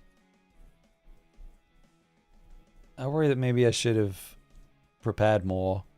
Pokopia? Dude, I haven't opened Pokopia since I got Tomodachi Life. And I've barely opened Tomodachi Life. A sneak peek at Tomodachi Life. Nah, it's all gonna be done. I feel like half of the fun is the character creation. I know a lot of people will do like character creation off stream, but I want to do it all on stream. It's not. I think I'm just like, it's not like a long-term gameplay game for me, Tomodachi Life. But I think it's a fun like little snippet. Like I think the Lost Island is pretty silly, and I'm excited to get into it. But it's not like it's gonna be something I'm gonna be doing for the next 6 months. Well, I'm gonna have like 5 different islands. Because what do we do after Lost? From? You guys know about the TV show From? It's like Lost, but it's 2026. My job does never see. Yeah, like that was like. Yeah, I think maybe we. I think what I'd like to do. What my initial idea was like to try and pull up like an old tour flyer. And try and be like, oh, cool, like this is what happened day by day. But I'm just like, my memory is like pretty short. So like what really helped with today was like having the kind of like written evidence. Maybe I should start writing stuff down. Preserve it for future generations. I'm excited for Lost Island. The only thing that is a little... I wish I could like... And I mean, I guess I could delete all of the Miis off of my current island and just start Lost Island with all the things I already have. But that feels bad. I don't want to delete like all my mods and vitaminis. I want to kind of keep them. I want to keep them around. So I'm probably just going to start a whole new different save file. But I'll lose like all the outfits and stuff. But yeah, there are definitely like... There are like... Again, the stuff I have... the stuff I have on like the blog, there's like another 2 or 3 full tours that are specifically like really rough tours that I had. But I don't know, like I maybe I'm also just like focusing on, maybe it's not healthy to focus on the negative. You know, maybe I should just talk about tours. That's why I'm like, maybe I should just talk about tours in general. I don't want it all to be like, yeah, this is how this band mistreated me for 2 weeks. You want to fall in love with John Locke? Wait, do you want me to... Do you really want me to have Lost on the island I already have? Is that what the vibe should be, you think? I just keep adding new franchises to the existing island? Is that what we're gonna do? My plan was to just make a whole new island. But I mean, I can just keep adding to the existing island, I guess. Raph would be so upset. I've had some intentions series. I don't know. Just like genuine, like I'm being, hey, look, I've already been more open and honest than I probably needed to be. I'm just like, I want to like, I don't know. I've been talking a lot and I've been thinking a lot the past week about how I want to like really try and make a serious shot at quote unquote content creation and trying to grow. And it's just really difficult to find how to do that. And I think, and I feel like I've had this exact conversation on stream with like the 4 people in chat so many times over the last like 5 years. And there's just like, I'm trying to figure out the best way that I can do that.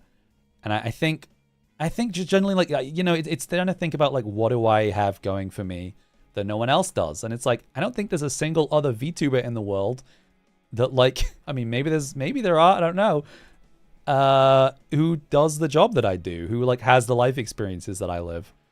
And I'm just trying to find fun like engaging ways to kind of channel that. And I don't know, maybe I haven't found that yet. Maybe this wasn't it, but I hope you guys enjoyed it. Why does it? I'm looking at the road behind me. Are we like on a hill? I guess we are. But yeah, I really do appreciate everyone's support. Again, just like, I know it's I don't know. I know it's annoying, but like, if you see my shit online, please repost it. Please like it, especially on like YouTube. I don't know. It does help. Anything helps. Life is a highway.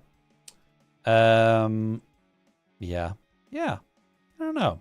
I'm feeling good. This isn't like a negative thing. I'm not really feeling down, but I'm just feeling like I've been doing this for a long time now, and I don't know what I'm not doing.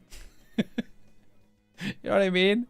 Because there's definitely like, look, there's absolutely always the imposter syndrome, but I think I'm confident enough in who I am and what I bring to the table to be like, I'm entertaining. I'm entertaining. If nothing else, I think I'm entertaining. So I'm trying to find the best way to kind of channel that, I guess. So I know every time I like turn to Discord or turn to people and I'm like, what do you guys want to see me do? Or like, when do you guys want me to stream? What works for you? Everyone's always just like, do whatever makes you happy. But like, that's such a cop-out. I know it's like a nice thing, but it's like, yeah, but really, specifically, is there anything you want to like, is there anything that would encourage you to watch my streams more? I don't know. I guess I'm preaching to the converted as far as, you know, as far as who we have here. I do okay. Card Swap Simulator, Fortnite, karaoke. I feel like, Card Shop Simulator honestly was a vibe. I can see myself going back to work in the card shop. Karaoke, yeah, that's another thing. I'm like, I think I touched on it. I have been working on music today. I've gone through my video editing phase pretty heavily over the last month, like in preparation for the debut and stuff. And I'm trying to like re-enter my music phase. So there's at least 2 covers that I'm working on with other people, which is pretty fun because I've never done that before. But like 2 people basically hit me up and were like, do you want to do something together? And I was like, yes. If somebody asked me to do something, I absolutely want to do it. I don't care what it is, who they are. If somebody expresses an interest in me, that's all it takes. So they're gonna be, well, one of them will be a song that I picked, because one person literally just, they're very nice. I think they came in around like the first Vita Mini debut, and they were like, I want to sing a song with you. And I was like, cool, hell yeah. What do you want to sing? And they're like, I don't know. I'm like, cool. Well, here's every suggestion I sent was like, here is this pop punk song from the early 2010s, and it's really cringy. Do you want to sing it with me? And I think we picked the song today. I'm gonna start working it tomorrow. And then another one. Yeah, I think Leon even mentioned it. I'm gonna do a song with Leon from Vita Mini, and she picked the song. And it's not a band that I like, but the song's fine. The song's fun. I'm really selling it, aren't I? I did a great job. I did like a first pass at it today. I sound great. So I sing it better than the singer of the band sings it, if I'm being completely honest. So get excited for that. But I'm also just trying to like, I don't know, again, thank you. It's been really nice how like the feedback for Burnout Paradise has been awesome. Although it has made me feel like 100 years old, because every nice comment about Burnout feels so backhanded, because it's like, this is really nostalgic. Like, fuck off. My brain is stuck in the early 2000s, all right? I don't know what to tell you, all right? Remember that? Oh, I mean, yeah. Oh, I'm very easy. I'm very easy, and I have very low self-esteem. All right. If you ask me to do something, I will do it. I feel very flattered. They could be German compliments. Oh no, yeah. I mean, they could be. They're not like. I know they're not backhanded. I know people are being nice. I accept the compliments. As long, like, look, people are saying they like it, and it's had like, I like, because I post covers, you know, I posted like a few covers on YouTube, and like, they don't really get a ton of traction, but like Burnout seems to like, it's like nearly 1,000 views in like a week, which is, for me, is fucking huge. So people have like paid attention to it, and that's awesome. So I just need to, the thing I'm really not very good at is like any kind of follow-up. So I'm like, cool, I did all the things I needed to do to release this song. I got like really talented people to do the art and do the video. But I now have no idea how to like maintain promotion. Like I'm not a good like PR person for myself. So I need some I'm just a content machine. I need to continue making content. All right.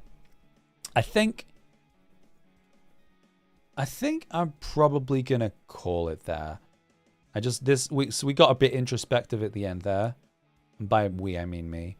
This was I don't know. This felt oddly cathartic. Cuz like it's also, God, it's crazy cuz like me and Raph have been together for 7 years, which is absolutely bonkers. Like, I've been streaming for 6. But like, with all that in consideration, the fact that like my first van died 8 years ago seems crazy. So like, I met Raph when I had this van that I'm sat in right now. Time is nothing. Time is made up. Like, to me, my van dying was like 20 years ago, and I met Raph like 2 years ago. Time is a construct. Yeah. Truly. All right. Let me have a look. What is going on Twitch? Let's see. We got a... Wow, what day is it? Monday? This is a pop... Dude, fucking... Everyone's streaming. There's so many people that I could raid. I'm gonna pick somebody completely new. So I'm gonna sell you on this person that I'm gonna raid. They actually raided Nietzsche during the British stream the other day. I think they were also a British VTuber. I'm gonna give you some of their tags, okay? I'm gonna give you some of their tags. Their tags are VTuber, English, British. Gordon Ramsay impersonator, Fujoshi safe space. So we're gonna raid Plushy Pixie, who has good vibes by all accounts. So she's playing. She came a game called Kolo. Is it Kulo Niku Bowl Up? It looks like a fun, colorful game. It's a Fujoshi safe space. So look, we're gonna go raid her. Thank you guys for hanging out. This was fun. I'm gonna kind of, I guess, put some more thought into this. I thought it was a lot of fun. I think maybe I need to not just think the most entertaining thing is depressing. You know what I mean? I maybe we talk about some tours that were fun. And then work made me completely miserable and have a nervous breakdown. All right. Well, these are just things to consider, okay? But for now, good night, everybody. See you on Wednesday for Lost Island. Get excited.